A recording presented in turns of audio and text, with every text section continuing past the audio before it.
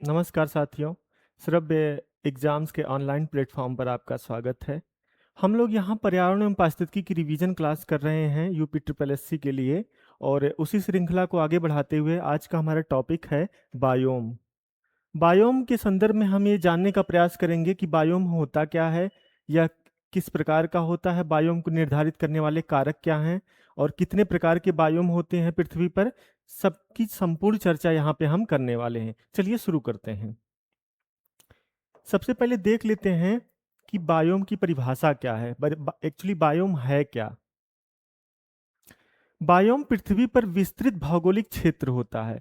पृथ्वी है, संपूर्ण पृथ्वी है, वहां पर जो भी जीव जंतु पेड़ पौधे का जो एक वितरण है उनका, उसको जो है हम स्पेसिफिक वे में विशिष्ट रूप में यहाँ पर देखने का प्रयास करेंगे। और वो किस तरह से निर्धारित हुआ है जलवायु घटकों के द्वारा, पर्यावरण के घटकों द्वारा, उसको हम यहाँ पे डिटेल में जानने का प्रयास करेंगे। बायोम पृथ्वी पर विस्तृत भौगोलिक क्षेत्र होता है जहां जलवायु, मृदा, वनस्पति और जीव जंतुओं की समानता पाई जाती है। कहने का तात्पर्य यह है कि बायोम पृथ्वी पर अवस्थित स्थित ऐसे विशिष्ट भाग होते हैं जहां पर जलवायु दशाएं, जैसे तापमान हुआ, है ना, और वहाँ पे आर्द्रता हुई, ये सब। और वहाँ मृदा की जो दशाएं हैं, कौन सी मृदा पाई जा रही है, काली मृदा पाई जा रही है, लाल मृदा पाई जा रही है ना, रेगुर मृदा पाई जा रही है, जो भी मृदाएं हैं। और उसके साथ साथ वहाँ पे जो जीव जंतु हैं, उनकी जो गतिविधियां होती है, उन सब में एक समानता पाई जाती है। सम्मिलित रूप में जो है, जो ये क्षेत्र होता है, ये क्षेत्र बायोम कहलाता है। इसको अभी हम डिटेल में इस तरीके से देख लेते हैं कि इसकी जो अवधारणा है बायोम की, वो इस प्रकार से है। सपोज कीजिए ये है आपका स्थल मंडल। क्या है? स्थल मंडल।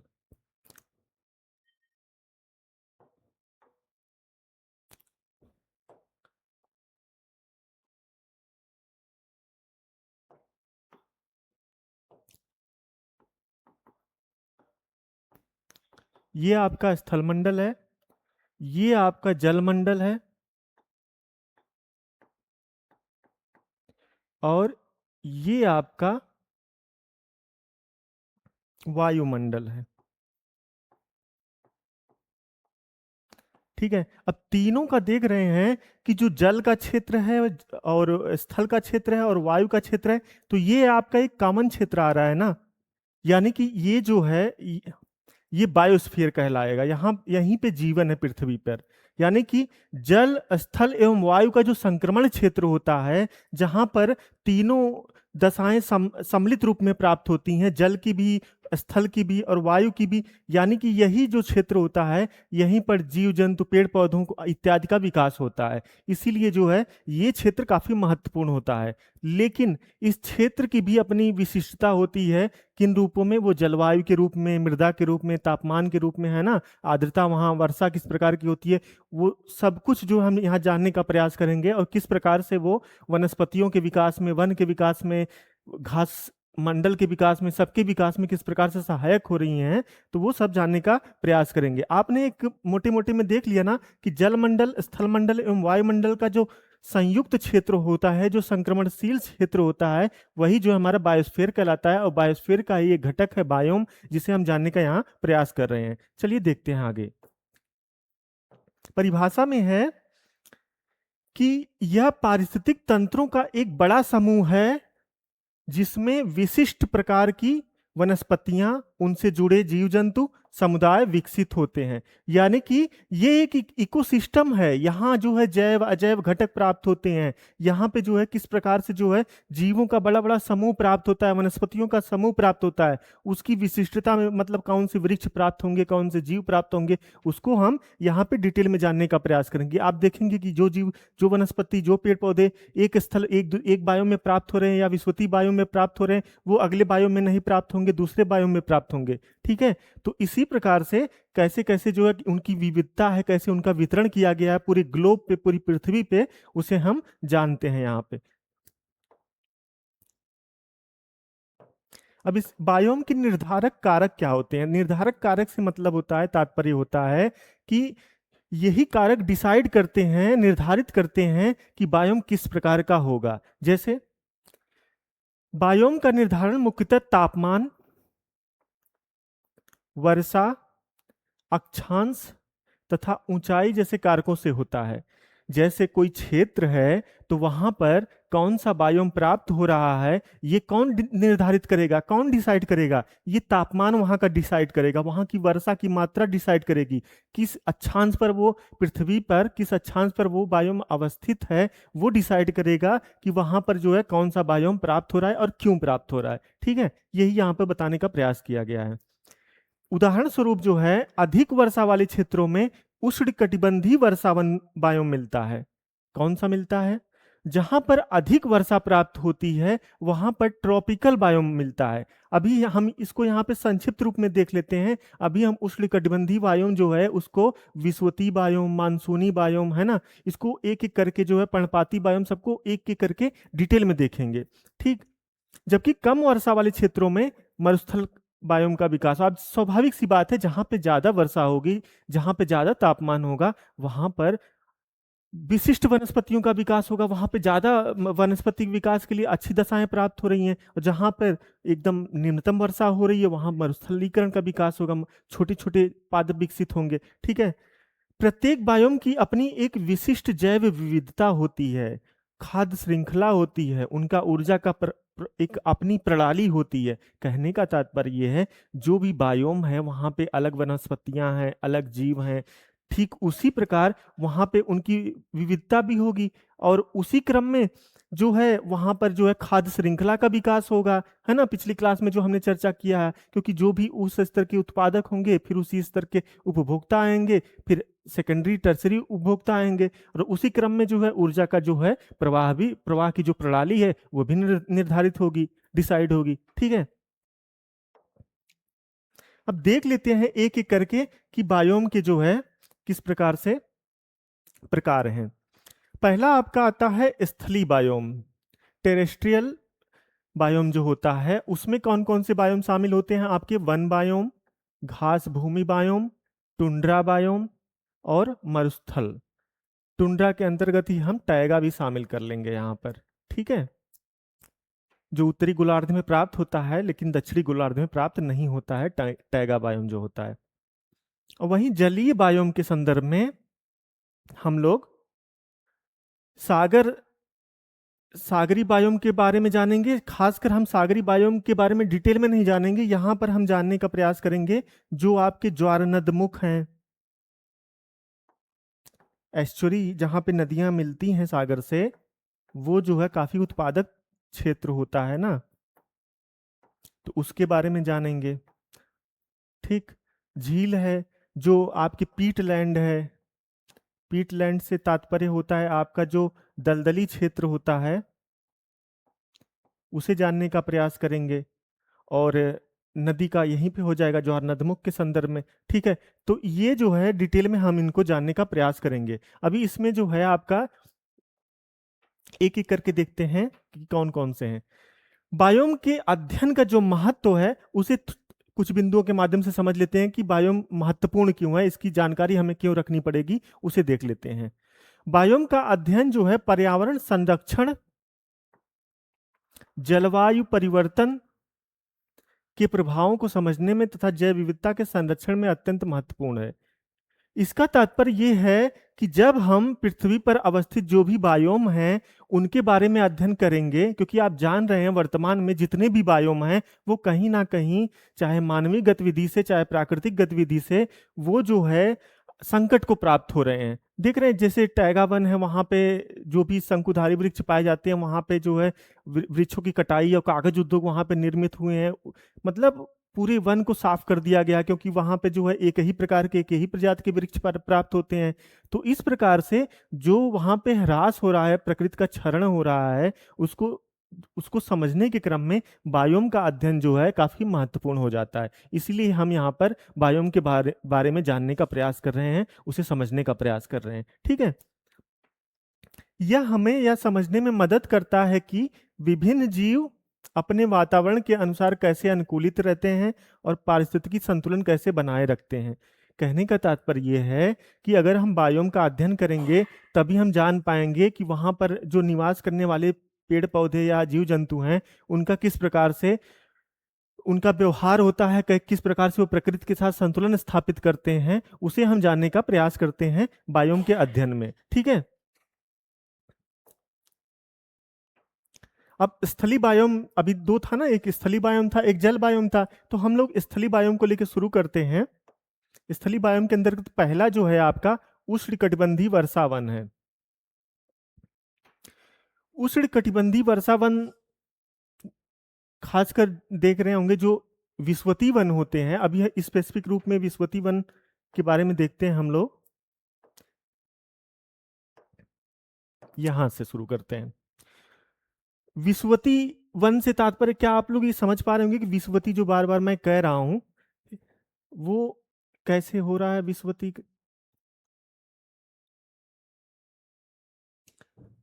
ये इतना तो आप बेसिक मान के चलते हैं कि पृथ्वी पर, ये पृथ्वी सपोज कीजिए है और ये है 0 डिग्री यानी कि विषुवत रेखा।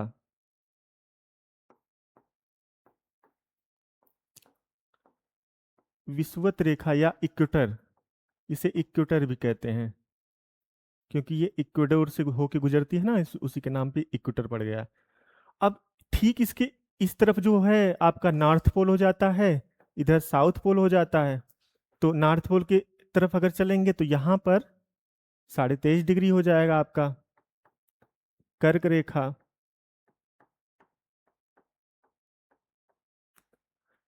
और यहां पे साढ़े 23.5 डिग्री मकर रेखा। ठीक है। और ये बीच का जो क्षेत्र है ये मोटे मोटे में उष्णकटिबंधीय स्थल कहा जाता है। लेकिन यहां पर हम जानने का प्रयास करेंगे 0 डिग्री से 5 डिग्री इधर नॉर्थ में और 5 डिग्री साउथ में, 5 डिग्री नॉर्थ में और 5 degree 5 degree south, 5 degree north. और ये यानी कि 5 डिग्री नॉर्थ से लेके 5 डिग्री साउथ का ये जो पूरा आपका क्षेत्र है, इसी क्षेत्र में यही आपका यहीं पर विषुवती वन पाए जाते हैं। अभी जो विषुवती वन बायोम का अध्ययन हम करने जा रहे हैं वो उसकी अवस्थिति कहाँ पे है, वो पृथ्वी पर कहाँ अवस्थित है, वो हम समझा रहे थे आपको कि पृथ्वी, सबसे पहले पृथ्वी हमने देख लिया, उसके बाद हम पृथ्वी को दो भागों में विभाजित कर दिया। विभाजन करने वाली रेखा कौन सी होती है, इक्वेटर होती है, 0 डिग्री अक्षांश होती है। उसके उत्तर में और दक्षिण में हमने 5-5 डिग्री उसका विस्तार कर लिया। और 5 डिग्री नॉर्थ से लेके 5 डिग्री साउथ तक औसतन जो है, जो विस्तार होता है वो विषुवती वन का विस्तार होता है। क्योंकि यहाँ पर प्रतिदिन संवहनी वर्षा होती है, 200 डिग्री सेंटीमीटर के आसपास जो है वार्षिक वर्षा होती है। तापमान जो है 32 डिग्री सेल्सियस पाया जाता है। और किस प्रकार की वनस्पतियां पेड़ पौधे पाए जाते हैं उसको हम डिटेल में जानने का प्रयास करेंगे। अभी हमने ये देख लिया कि विषुवती वन जो है कहाँ पे अवस्थित है, वो आपका क्लियर हो गया। ठीक। और इसी क्रम में अभी जो आगे आने वाले भी वन आएंगे उसको भी हम बता देते हैं कि उनकी लोकेशन क्या है, ताकि वहां आगे हम पढ़ते चले जाएंगे तो आसानी हो जाएगी। ठीक है। ये जो 5 डिग्री है, यहां से लेके ये सपोज कीजिए कि 20 से लेके 23 डिग्री का जो क्षेत्र है, ये वाला क्षेत्र उत्तरी गोलार्ध को लेके उदाहरण के रूप में चल रहे हैं। ठीक। दक्षिणी गोलार्ध में स्वतः वो चीजें हो जाएंगी। ठीक है। ये वाला जो क्षेत्र होता है यही आपका मानसूनी होता है। यानी कि 5 डिग्री से लेके 23.5 डिग्री तक जो है, या 25 डिग्री से अक्षांश तक जो है, ये आपका मानसूनी प्रदेश हो जाता है। ठीक है। और ये जो बीच का क्षेत्र होता है ये आपका सवाना प्रदेश होता है। और इसके ठीक सबसे आखिरी में जो होता है वो आपका मरुस्थली होता है। क्लियर हो गया। 5 डिग्री नॉर्थ से लेके लगभग 25 डिग्री तक जो जलवायु पाई जाती है वो मानसूनी है। और यहाँ पर ठीक इसके मध्य में जो पाई जाती है वो सवाना, और सबसे मध्य में जो सबसे जो आपका पश्चिम में पाया जाता है वो मरुस्थली। ये एक लोकेशन आप अपने दिमाग में बिठा लीजिए कि महाद्वीपों के पश्चिमी भाग में लगभग मरुस्थली, बीच भाग में जो है सवाना, और सबसे पूर्वी भाग में वो आपका मानसूनी जलवायु प्राप्त होती है। ठीक है, और ये इसलिए मैं यहाँ पे बता रहा हूँ कि अभी जब हम मैं बायोम की चर्चा करूंगा कि ये मानसूनी बायोम है, ये सवाना घास स्थल है, ये मरुस्थली है, तो आपके दिमाग में एक इमेज बने कि वो लोकेशन है आखिर कहाँ पे सर जो बता रहे हैं, तो वो लोकेशन एग्जिस्ट कहाँ करती है। ठीक है, इसलिए मैं ये चीजें क्लियर कर रहा हूँ। ठीक इसके जो है यहाँ पर 45 डिग्री आ जाए, लगभग 45 डिग्री लैटिट्यूड, नॉर्थ लैटिट्यूड, तो ये क्षेत्र जो आ जाएगा ये आपका चीन तुल्य आ जाएगा। यानी कि जो चीन प्रकार की जलवायु होती है, जो चीन में दशाएं प्राप्त होती हैं, ठीक वही उसी के नाम पे नामकरण किया गया है। और ये जो आपका है, ये है आपका स्टेपी तुल्य, घास के मैदान होते हैं। क्यों होते हैं अभी मैं बताता हूं उसको। और यहां पे आ जाएगा आपका भूमध्य सागरी, ये भूमध्य सागरी आ जाएगा। क्योंकि ये इस जल भूमध्य सागरी इसका क्यों नाम है, क्योंकि भूमध्य सागर के परितः जो है ये जलवायु प्राप्त होती है, इसलिए इसका नाम भूमध्य सागरी पड़ा हुआ है। ठीक है, तो आप जो है अब जब मैं इनकी चर्चा करूंगा बायोम के संदर्भ में कि ये भूमध्य सागरी वन बायोम है, ठीक, या ये जो है आपका स्टेपी है, ये सवाना है, तो आपके दिमाग में अब इमेज बननी चाहिए कि ग्लोब पे ये चीजें कहाँ पर अवस्थित हैं। ठीक है, अब सपोज कीजिए एक थोड़ा सा कॉन्सेप्ट आपको यहां बता देता हूं कि इनका विकास कैसे हुआ इन वनस्पतियों का, ताकि आपको आसानी हो जाए वहां पर समझने में। आप जान रहे हैं कि 0 डिग्री के आसपास जो है यहां पर तापमान उच्च होता है, और यहाँ पर 5 डिग्री नॉर्थ से लेकर 5 डिग्री साउथ के मध्य जो है विषुवतीय वन पाया जाता है। क्यों पाया जाता है? क्योंकि वहां पे विषुवतीय जलवायु होती है। अब विषुवतीय जलवायु की क्या विशेषता होती है कि वहां पर प्रतिदिन वर्षा होती है। कौन सी वर्षा होती है? संवहनी वर्षा होती है, यानी कि वहां पर तापमान दिन भर उच्च बना रहता है, उच्च वाष्पीकरण होता है, और फिर जो वाष्प ऊपर जाती है फिर वो संघनन के माध्यम से वर्षा करती है। ठीक है, शाम को 2:30-3 बजे के बाद, तो इसकी वजह से वहां जल आपूर्ति ज्यादा होती है और जैव विविधता ज्यादा प्राप्त होती है। तो ये तो हो गया हमारा विषुवतीय क्षेत्र का, जहां पे कुछ और समझने की जरूरत नहीं है, इतना क्लियर हो गया।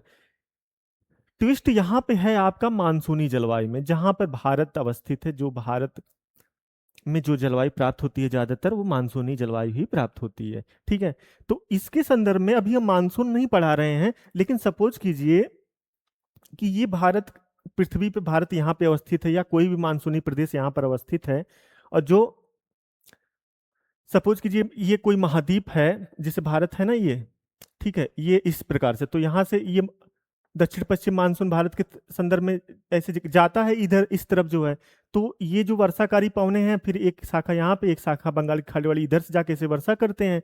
लेकिन ये जो मानसूनी जलवायु है, सपोज कीजिए कि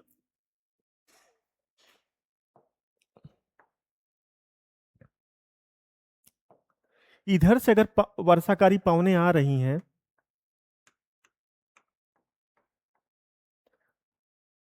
ये महाद्वीप पे अवस्थित है, ठीक है, तो होता क्या है कि जब वर्षा का जो क्रम होता है, जो वर्षाकारी पवनों का जो क्रम होता है, वो इधर से लेके यहाँ मतलब मानसूनी से लेके सवाना से लेके मरुस्थली तक चलता है, यानी कि पूरब से लेके पश्चिम तक चलता है। ठीक, तो उसी क्रम में क्या होता है कि जो वर्षाकारी पवनें होती हैं, वो जो उसमें जलवाष्प ग्रहण करने की क्षमता होती है, आर्द्रता ग्रहण करने की क्षमता होती है, वो पूरब से पश्चिम की तरफ जाने के क्रम में घटती जाती है। समझ में आया? कहने का तात्पर्य यह है कि अगर यहां से वर्षाकारी पवनें चलना शुरू हुई, जैसे यहां पे चलना शुरू हो रही हैं, तो ये जो है वर्षाकारी पवनें, ये आपकी वर्षाकारी पवनें, ये जैसे जैसे अंदर जाएंगी जाएंगी जाते जाएंगी, ठीक है, तो यहां तक जाते जाते यहाँ तो पश्चिमी घाट प्राप्त होता है। ठीक, यहाँ पश्चिमी घाट प्राप्त होता है, तो ये अवरोध के कारण यहाँ पर्वतीय वर्षा हो जाती है। लेकिन जब जो यहाँ पे दर्रे बने हुए हैं, पाल घाट, भोर घाट करके आप दर्रे पढ़ेंगे, तो वहां पे दर्रों के माध्यम से एंट्री करती हैं भारत के मध्य भाग में। लेकिन जो यहाँ पर प्राप्त होती हैं, जब पर्वतीय अवरोध नहीं प्राप्त होता है, तो वहां पे आप जानते हैं कि जैसे जैसे इनकी जलवाष्प ग्रहण करने की क्षमता है वो कम होती जाती है, और जैसे जैसे जब महाद्वीपीय अंतः क्षेत्रों में पहुंचती हैं, तो वहां पर जैसे यहाँ पे ज्यादा वर्षा की, तो यहाँ पे जो है सघन वन प्राप्त हुए, ठीक। लेकिन जैसे यहाँ पर पहुंची हैं या पर्वतों के विमुख ढाल पर, तो वहां पर जो है झाड़ियां पर प्राप्त हो रही हैं। लेकिन जैसे यहाँ अंदर के या मध्य प्रदेश का क्षेत्र हुआ या दूसरा कोई क्षेत्र हुआ, तो वहां पे पहुंचेंगी, पठारी भागों में पहुंचेंगी, भारत के संदर्भ में चर्चा हो रही है, तो वहां पे क्या होगा, वहां पे घास स्थल प्राप्त होते हैं। ठीक यही जो चित्र है, यही जो प्रदर्शन है, यही समझाने का प्रयास कर रहा हूं मैं कि अगर वर्षाकारी पवनें इधर से चलना प्रारंभ हो रही हैं, तो सबसे पहले मानसूनी प्रदेशों में ठीक ठाक वर्षा होगी, लगभग 100 सेंटीमीटर से ज्यादा होगी, 100 से 150 सेंटीमीटर होगी। लेकिन सावाना में आते आते उनकी मात्रा में कमी हो जाएगी। क्यों? क्योंकि जो वायु है उसमें जलवाष्प ग्रहण करने की क्षमता है, यहाँ तक आते आते कम हो जाएगी। और यहाँ तक आते आते यानी कि बिल्कुल पश्चिमी भाग में आते आते बिल्कुल भी कम हो जाती है, लगभग वार्षिक रूप से 25 सेंटीमीटर वर्षा होती है। क्लियर हो गया कि ये जो क्रम बन रहा है, इसी प्रकार से बन रहा है कि जब यहाँ पर वर्षा अधिक प्राप्त हो रही है, तो अलग प्रकार की जो है वनस्पतियां, जीव जंतु प्राप्त हो रहे हैं। लेकिन यहाँ पर वर्षा जो है कम उसकी अपेक्षा प्राप्त हो रही है, तो यहाँ पर जो है घास स्थल प्राप्त होगा, झाड़ियां प्राप्त होंगी। और जैसे यहाँ तक पहुंची हैं, तो यहाँ तो बिल्कुल भी वर्षा कम हो रही है, तो उसकी वजह से क्या हो रहा है कि यहाँ पर बिल्कुल भी एकदम है ना, जो जीरो फाइट होते हैं, उस तरीके की वनस्पतियां प्राप्त हो रही हैं। तो ये आपका एक मैंने मोटे मोटे में बता दिया जलवायु की, वर्षा की वजह से कि किस प्रकार से वनस्पतियां जो है प्रभावित होती हैं। अब एक एक करके हम बायोम की चर्चा करते हैं और उसके बारे में डिटेल में जानने का प्रयास करते हैं।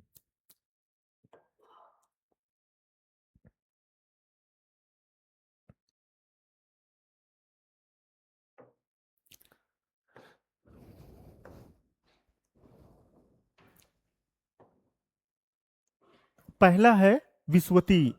अभी जो मैंने बताया था ना, 5 डिग्री नॉर्थ से लेके 5 डिग्री साउथ तक, अभी उसका विस्तार होगा यहां पर भी। भौगोलिक स्थिति व जलवायु क्या है वो देख लेते हैं। विषुवती वन के बारे में, विषुवती वन बायोम के बारे में हम लोग पढ़ रहे हैं, ठीक है।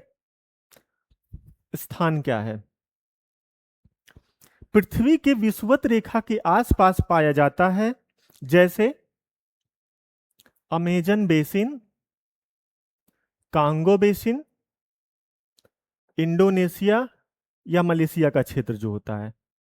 अब मोटे मोटे में आपको बता दिया गया कि ये जो विषुवती जलवायु है या विषुवत रेखा के परितः प्राप्त होती है, और उसके उदाहरण के तौर पे अमेजन बेसिन, कांगो बेसिन, ये अमेजन नदी है, उसका जो बेसिन क्षेत्र है उसके बारे में बताया गया है। और कांगो बेसिन कांगो नदी है, कांगो जायरे नदी अफ्रीका की है, उसके बारे में, यानी कि ये दक्षिणी अमेरिका में, अफ्रीका में, और इंडोनेशिया मलेशिया का जो क्षेत्र है साउथ ईस्ट एशिया का, उसमें जो है विषुवतीय जो वन है उसका विस्तार वहां पर प्राप्त हो रहा है, ठीक है।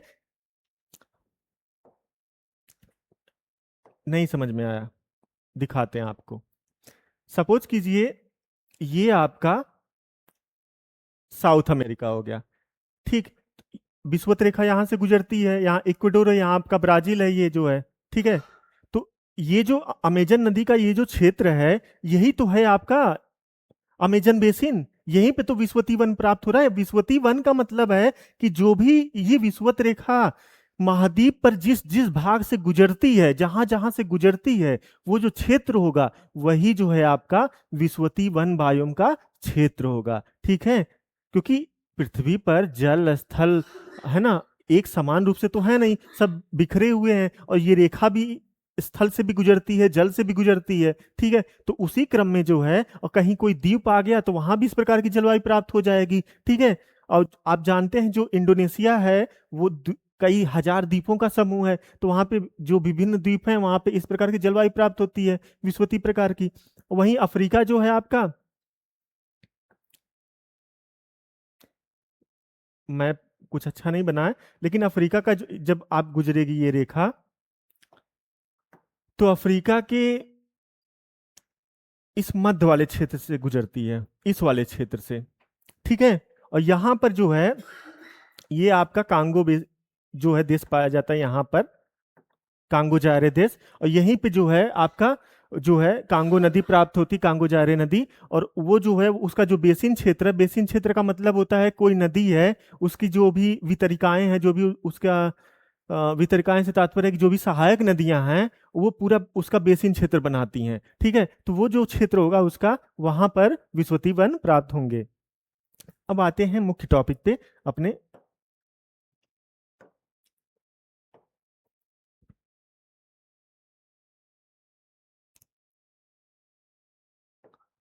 हमने जो है, जो विश्वती वन है, वन बायोम है, विश्वती वन बायोम, उसका एक लोकेशन हमने देख लिया। क्लियर हो गया है ना? अमेजन बेसिन का क्षेत्र, कांगो बेसिन का क्षेत्र, इंडोनेशिया का क्षेत्र, क्लियर हो गया ना? जलवायु। अब इस अभी हमने देखा कि जलवायु जो कारक हैं वही तो निर्धारक कारक हैं, वही तो डिसाइड कर रहे हैं कि ये विश्वतीय होगा कि मानसूनी होगा कि भूमध्य सागरीय होगा, कौन सा होगा। वो तो जलवायु ही निर्धारित कर रही है ना, जलवायु ही निर्धारक कारक है ना। ठीक है, तो अब उसके बारे में देख लेते हैं। यहाँ की जलवायु जो है वर्ष भर उष्ण और आर्द्र रहती है। इसका तात्पर्य क्या है कि यहां पर वर्ष भर तापमान उच्च रहता है। कितना रहता है? लगभग 25 से 28 डिग्री सेल्सियस। तथा जो वार्षिक वर्षा होती है वो 200 से 300 सेंटीमीटर होती है। भारत में जो औसत वार्षिक वर्षा होती है लगभग 100 सेंटीमीटर के आसपास होती है। और आप सोचिए कि यहाँ 200 से 300 सेंटीमीटर वर्षा होती है, तो समझ जाइए कि कितनी जल की मात्रा पर्याप्त होती है वनस्पतियों के विकास के लिए, उद्गम के लिए। ठीक है, वर्ष भर वर्षा होने के कारण यहाँ कोई स्पष्ट ऋतु परिवर्तन नहीं होता। ये आपका आ गया एक प्रश्न कि कौन सा ऐसा बायोम है कि जहां पर ऋतु परिवर्तन नहीं होता है। कहां पर? विश्वती वन बायोम में, या विश्वती जो रेखा है उसके संलग्न जो क्षेत्र है वहां पर ऋतु परिवर्तन नहीं पाया जाता, क्योंकि यहां पर वर्ष भर जो है एक समान तापमान, एक समान वर्षा होती रहती है। ठीक है, एक समान जलवायु दशाएं प्राप्त होती हैं।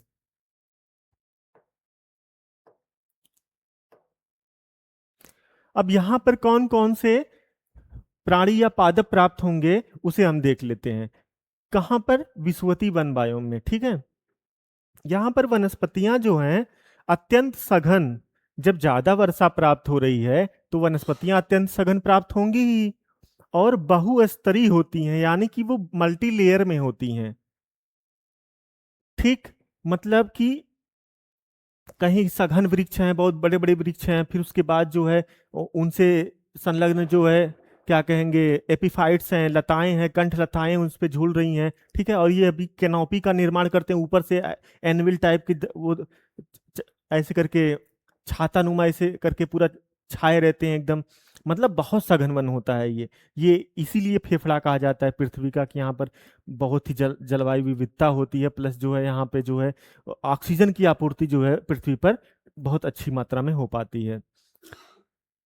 उष्णकटिबंधीय वर्षावन कहा जाता है। यहाँ ऊंचे ऊंचे सदाबहार वृक्ष, यानी कि ये ऐसे वृक्ष होते हैं जो अपनी पत्तियां नहीं गिराते हैं, क्योंकि यहाँ पत्तियां गिराने की कोई आवश्यकता ही नहीं है। पत्तियां वही पर्णपाती वन में पत्तियां क्यों गिरती हैं? इसीलिए कि वहां पर उस काल में, उस समय में, पतझड़ के समय जल की मात्रा पृथ्वी में, भूजल की मात्रा निचले स्तर पे चली जाती है। इसलिए वृक्ष अपनी रक्षा करने के लिए वहां पे पत्तियां गिरा देते हैं ताकि वाष्पोत्सर्जन ना हो। ठीक, और जो वृक्ष हैं सदाबहार, जो वृक्ष हैं, कौन कौन से ये वृक्ष पूछता है एग्जाम के पॉइंट ऑफ व्यू से कि ये वृक्ष जो है किस वन बायोम का है, किस बायोम का है। ठीक है, तो महोगनी, रोजवुड, एबोनी, ये जो है आपके यहां पर ये जो है विश्वती वन में प्राप्त होते हैं। लेकिन इसके साथ ही आपके रबर, सिनकोना,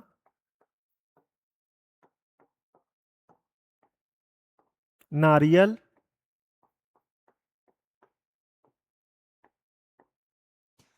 और क्या, और यहां पर रोपण कृषि होती है, वाणिज्यिक रोपण कृषि जो होती है, जैसे आपकी यहां पर चाय हो जाएगी, कॉफी हो जाएगी, ठीक है, ये जो इस प्रकार की वनस्पतियां यहां पर प्राप्त होती हैं। ठीक है, आगे है पेड़ों की घनी छत्र छाया, यानी कि ये जो कैनोपी है इतनी ज्यादा घनी हो जाती है कि कारण नीचे की झाड़ियां जो हैं कम विकसित होती हैं। यानी कि पेड़ ऊपर जाने के क्रम में इतने छा जाते हैं, इतनी सघन छाया हो जाती है कि धरातल तक प्रकाश पहुंच ही नहीं पाता है, जिसकी वजह से नीचे जो है पेड़ पौधे जीव जो होते हैं, झाड़ियां जो होती हैं, उनका विकास नहीं हो पाता है। लेकिन लताएं जो हैं, जो लताएं होती हैं, वो एपिफाइट जो होते हैं प्रचुर मात्रा में मिलते हैं, क्योंकि वो वृक्षों के सहारे ऊपर चढ़ते जाते हैं और पूरे वृक्ष को ऊपर जाके छा जाते हैं, और वहां पर प्रकाश जो है उनको मिलता है, तो उनका विकास जो है सर्वोत्तम रूप में प्राप्त होता है। जीव जंतु कौन से होते हैं उसे देख लेते हैं। यहाँ पर जीव जंतुओं की विविधता बहुत अधिक होती है। प्रमुख उदाहरणों में जैसे बंदर हुआ आपका, गोरिल्ला हुआ, चीता हुआ, तेंदुआ, स्लॉथ, तोते, सांप, कीट इत्यादि शामिल होते हैं। तो ये जो क्षेत्र है आपका विषुवतीय क्षेत्र, जैव विविधता की दृष्टि से, पादपों की दृष्टि से, हर तरीके से जो है काफी समृद्ध क्षेत्र होता है। ठीक है, आगे चलते हैं। यहाँ के जीव वृक्षों पर रहने और आर्द्र वातावरण में अनुकूलित होते हैं, क्योंकि आप जान रहे हैं आर्द्र वातावरण का से तात्पर्य है कि 200 से 300 सेंटीमीटर वर्षा हो रही है, आर्द्रता उच्च है और ह्यूमिडिटी है एटमॉस्फेयर में, तो जी जीव जंतु हैं उसी के अनुकूल अपने आप को ढाल लेते हैं, अनुकूलन उसी तरह हो जाता है उनका। ठीक है, यह बायोम जैव विविधता का सबसे समृद्ध क्षेत्र माना जाता है। इसी बायोम में सर्वाधिक उत्पादकता होती है। जो हमने उत्पादकता पढ़ा था,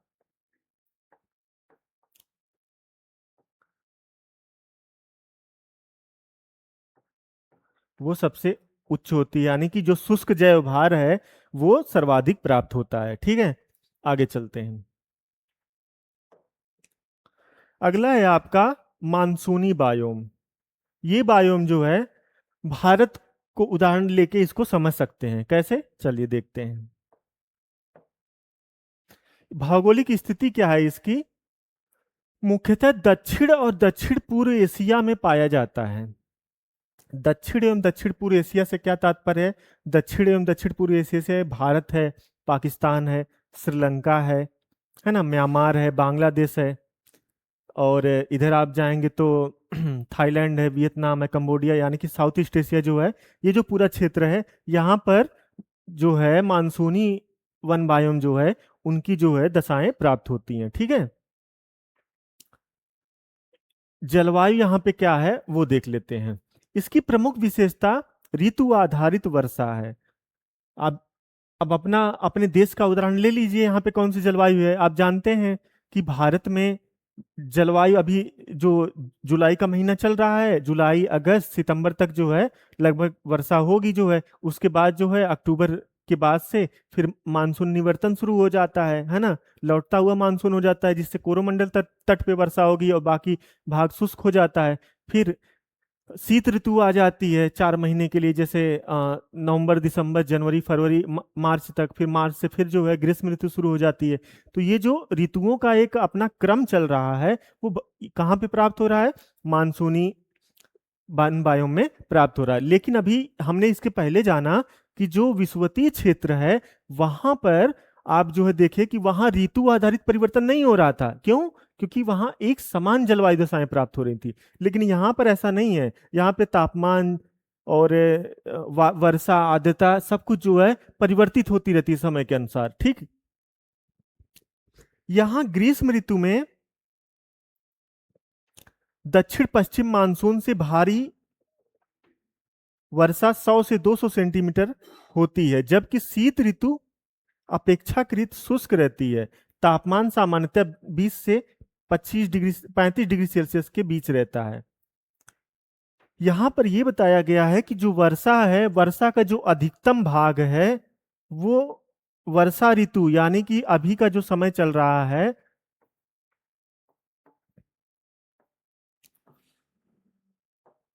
जो आपका जुलाई से लेके सितंबर तक का जो समय है, इसी समय में 100 से 200 सेंटीमीटर पूरी वर्षा हो जाती है। इसके बाद जो समय बचता है वो शुष्कता को प्राप्त होता है। क्यों? क्योंकि जो भारत में वर्षा का पैटर्न है वो सामान्यतः दक्षिण पश्चिमी मानसून आधारित है। लेकिन आप एक चीज और जानते हैं कि एक चीज है आपका पश्चिमी विक्षोभ।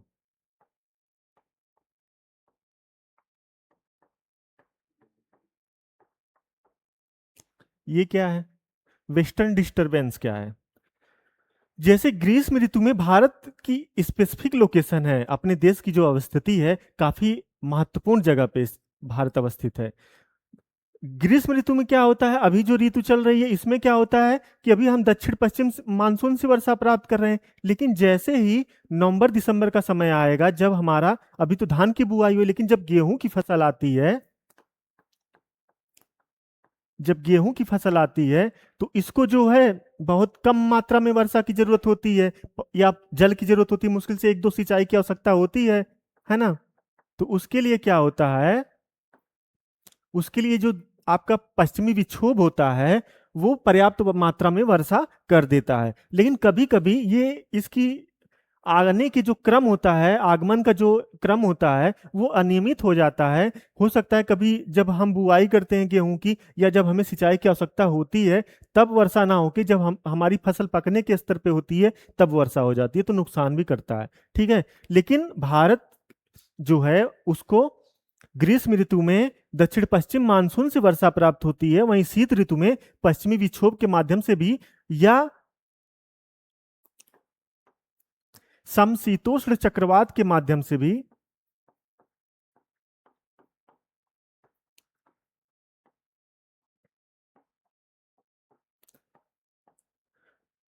समशीतोष्ण चक्रवात के माध्यम से भी शीतकाल में वर्षा प्राप्त होती है। ठीक है। तो ये दोनों जो है आप जो है फैक्ट आप देख सकते हैं। ठीक है, आगे चलते हैं। अब यहां पे देख लेते हैं कि मानसूनी वन बायोम में आपके कौन कौन से पादप और प्राणी वर्ग प्राप्त होते हैं। ठीक है। वनस्पतियां क्या है? वनस्पति को उष्णकटिबंधीय पर्णपाती वन कहा जाता है। उष्णकटिबंधीय पर्णपाती वन, क्यों पर्णपाती से तात्पर्य क्या है? यानी कि ये अपने पत्ते गिराते हैं। क्यों गिराते हैं? क्योंकि पत्ते रहेंगे अगर तो वो वाष्पोत्सर्जन करेंगे, जिससे उनमें जो जल है वो जो स्थित जल है वो चला जाएगा, है ना, और जल निकल जाएगा तो फिर वो सूखे को प्राप्त होंगे। क्योंकि आप जानते हैं जब भारत में जो फरवरी मार्च का समय होता है उस समय भूमिगत जल अपने निम्नतम स्तर पे होता है और नदियां सूख जाती हैं ना, कि वहां पे जो है जो रिवर रिजीम है वो हमारे एकदम निम्नतम स्तर पे प्राप्त होती है। तो उसकी वजह से क्या होता है, उसी समय बसंत का जो ऋतु होती है उसी समय पेड़ जो है यहाँ के मानसूनी वन बायोम के पर्णपाती वन बायोम के रूप में अपने पत्ते गिरा देते हैं, ताकि वाष्पोत्सर्जन के माध्यम से जो उनमें जल संचित है, जो उनके जीवन के लिए आवश्यक है, वो नष्ट ना हो। ठीक। यहाँ के पेड़ शुष्क मौसम में अपनी पत्तियां गिरा देते हैं ताकि जल की कमी से बच सकें। प्रमुख वृक्षों में सागौन, शॉल, शीशम, नीम, महुआ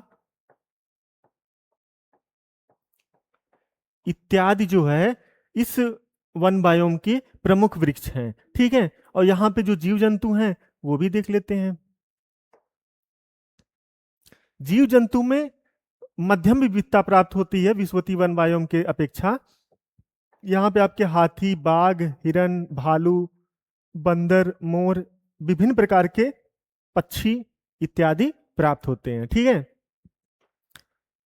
जीव मानसून के चक्र के अनुसार अपने व्यवहार और जीवन शैली को अनुकूलित करते हैं। मानसून के चक्र के अनुसार आप जानते हैं जो मानसून का जो चक्र है, यानी कि मानसून के जो आने और जाने की जो अवधि है, उसी के अनुसार यहाँ पर जो है पेड़ पौधे जीव जंतु जो है अपने को, अपनी दशाओं को, अपने पर्यावरण को निर्धारित करते हैं। जैसे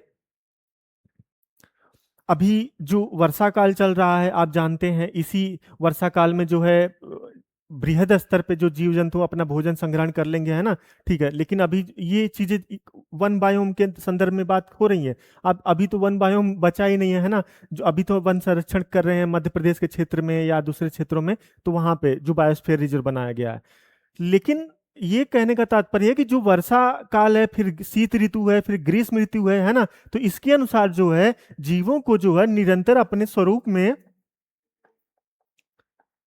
जलवायु में बदलाव हो रहा है, तो अपने स्वरूप में अनुकूलन के लिए इनको निरंतर प्रयासरत रहना पड़ता है। ठीक है, कि अब कभी वर्षा हो रही है तो कभी 45 डिग्री तापमान हो जा रहा है, तो फिर कभी जो है लगभग 0 डिग्री आसपास तापमान प्राप्त हो रहा है। तो ये जो दशाओं में भिन्नता प्राप्त हो रही है, तो इसके लिए अनुकूलन की आवश्यकता होती है जीव जंतुओं में।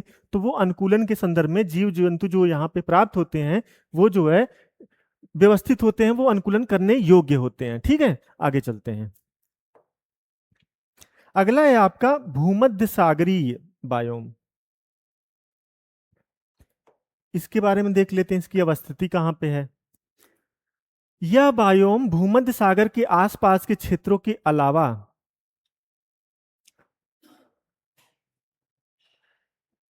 आप मैप में लोकेशन देखते होंगे कि जो अफ्रीका का उत्तरी भाग है, ठीक उसके ऊपर जो जिब्राल्टर संधि है, वहां से लेके उसके पूरब में जो है, वहां पर फिर अफ्रीका का जो क्षेत्र स्पेन है, फिर उसके बाद वहाँ ट्यूनीसिया है ना, अल्जीरिया है, उसके ऊपर जो है जो क्षेत्र सागरी जो क्षेत्र है, वही आपका भूमध्य सागर है। तो वहां पर भूमध्य सागर से का जो अक्षांश है, और भूमध्य सागर से वहां पे जो अक्षांशीय अवस्थिति है भूमध्य सागर की, उस प्रकार की अवस्थिति पृथ्वी पर, ग्लोब पर जहां जहां प्राप्त होगी, वहां वहां पर भूमध्य सागरीय जलवायु प्राप्त होगी। नहीं, क्लियर हुआ। जैसे सपोज कीजिए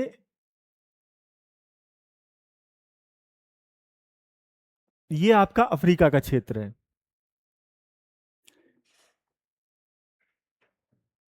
और ये आपका जो है इधर यूरोप हो जाता है, ये यूरोप हो जाता है, और ये आपका अफ्रीका हो जाता है। ठीक है, तो ये जो क्षेत्र है आपका,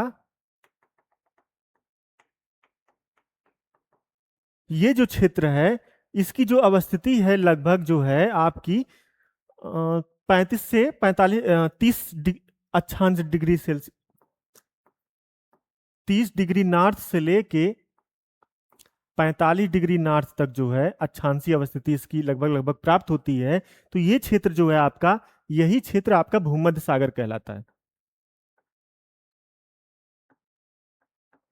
इसी के नाम पर ये जलवायु का नामकरण किया गया है। ठीक है, अब इसकी नामकरण इसलिए किया गया है कि यहाँ पर विशिष्ट दशाएं प्राप्त होती हैं, यहाँ पे कुछ विशिष्ट वनस्पतियां प्राप्त होती हैं, यहाँ विशिष्ट तापमान प्राप्त होता है, यहाँ पे वर्षा का पैटर्न अलग होता है ना। ग्रीष्म काल शुष्कता, शीतकाल वर्षाकालीन, शीतकाल में वर्षा ज्यादा प्राप्त होती है ना। तो अभी जो हमने आपसे पश्चिमी विक्षोभ की चर्चा की थी, वो विक्षोभ यहीं से शुरू होता है, यहीं से जो है आर्द्रता ग्रहण करते हुए, फिर कैस्पियन सागर से आर्द्रता ग्रहण करते हुए यहाँ पे प्राप्त होगा, फिर वो भारत में जो है प्राप्त हो जाता है। तो इस लिए जो है ये जो सागर है पृथ्वी पर, ये काफी महत्वपूर्ण है। और एक तथ्य आपको ये भी प्राप्त हो जाए कि ये काफी प्राचीन सागर है। ये जो हमारा, आप जानते हैं ना, जो एक टेथिस सागर था, उसका कहा जाता है कि ये जो है अवशेष है जो अपना भूमध्य सागर है। ठीक है, तो अभी हम टॉपिक पे आते हैं कि यहां पर ये जो अफ्रीका का उत्तरी भाग हो गया, ये इससे संलग्न जो यूरोप का भाग हो गया, यहाँ पर आपका मिस्र है, यहाँ पर आप जानते हैं मध्य पूर्व है, यानी कि इजराइल है, जॉर्डन है, सीरिया है। तो ये जो संलग्न क्षेत्र हैं, ये इतने के क्षेत्र, इसके परितः जो क्षेत्र हैं, यही क्षेत्र आपके भूमध्य सागरीय जलवायु दशाओं को प्राप्त करते हैं, और यहीं पर भूमध्य सागरीय जलवायु प्राप्त होती है। अब भूमध्य सागरीय जलवायु के संदर्भ में देख लेते हैं कि कौन कौन सी वनस्पतियां हैं, कौन कौन से जीव जंतु हैं। और ठीक यही 30 डिग्री से लेके 45 डिग्री नॉर्थ के बीच, और यही 30 डिग्री साउथ से लेके 30 डिग्री 45 डिग्री साउथ के बीच, जहां जहां ग्लोब पे ये दशाएं प्राप्त होंगी, वहां वहां भूमध्य सागरीय जलवायु प्राप्त होगी। जैसे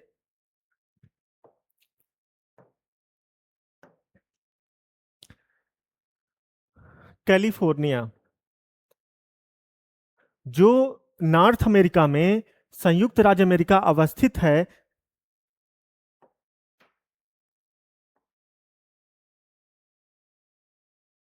ऐसे करके है ना, ऐसे करके है कुछ। तो ये जो क्षेत्र है, ये क्षेत्र, यही जो क्षेत्र है, ये भी तो आता है उसी उसी अक्षांशीय अवस्थिति में। तो इसी वजह से ये जो कैलिफोर्निया का क्षेत्र है,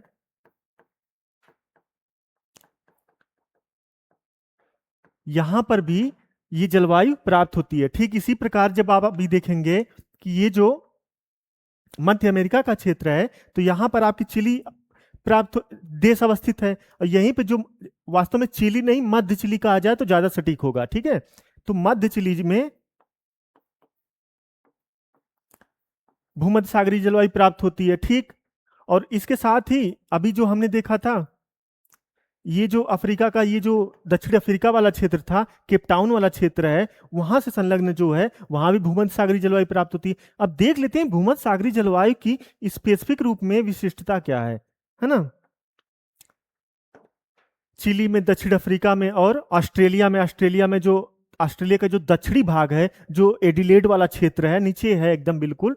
ऑस्ट्रेलिया तो क्रिकेट के माध्यम से आप लोग जान गए होंगे कि ऑस्ट्रेलिया में कहाँ, पर्थ से लेके, एडिलेड से लेके, सिडनी से लेके मेलबोर्न तक पूरा आप घूम डाले होंगे, है ना। तो जो ऑस्ट्रेलिया का क्षेत्र है, वहां पर भी कुछ भागों में ये जलवायु दशाएं प्राप्त होती हैं। कौन सी? भूमध्य सागरीय जलवायु। अब देखते हैं कि जलवायु के क्रम में यहाँ पे क्या क्या है।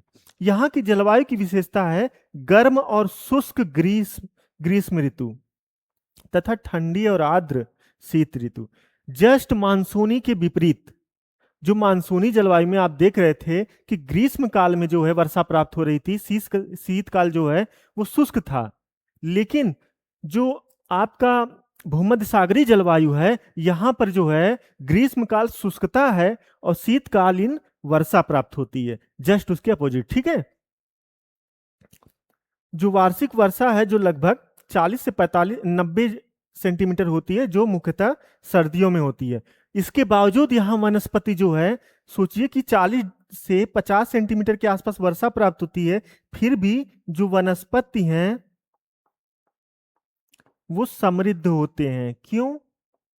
क्योंकि आप जानते हैं कि जैसे जैसे हम उच्च अक्षांशों पे जाते हैं और वहां पर उष्णता कम प्राप्त होती है, सूर्य से ऊष्मा कम प्राप्त होती है इनकमिंग सोलर रेडिएशन के रूप में, तो वाष्पोत्सर्जन कम होता है, जिससे जो मृदा में नमी है वो बनी रहती है। तो वहां पे अगर अल्प मात्रा में भी वर्षा प्राप्त हो रही है, तो वो जो है वनस्पतियों के विकास के लिए पर्याप्त है। ठीक, आगे चलते हैं।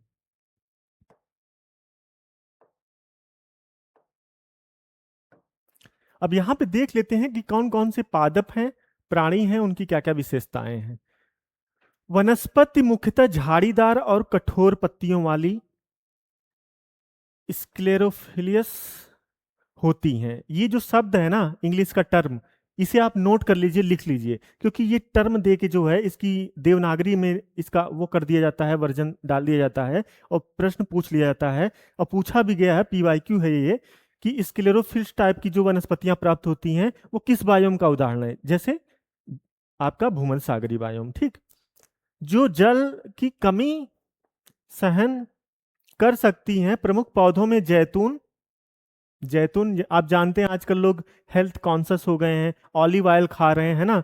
सरसों का तेल या मूंगफली का तेल नहीं खाते हैं लोग, ऑलिव ऑयल खाते हैं। तो वो जो आपका ऑलिव ऑयल आता है, उसका जो सर्वाधिक उत्पादन होता है वो किस जलवायु में होता है? भूमध्य सागरीय जलवायु में होता है, क्योंकि वहां पे ऐसी विशिष्ट दशाएं प्राप्त होती हैं, वहां पे इस प्रकार का वर्षा क्रम, इस प्रकार का तापमान प्राप्त होता है कि वहां पर जैतून की खेती बड़े पैमाने पर की जाती है। ओक हो गया, कार्क हो गया, लेवेंडर हो गया।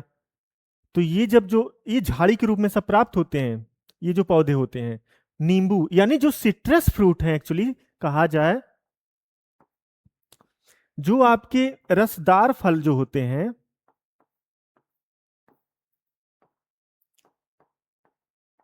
रसदार फलों के लिए जैसे अंगूर भी हो गया आपका, संतरा हो गया,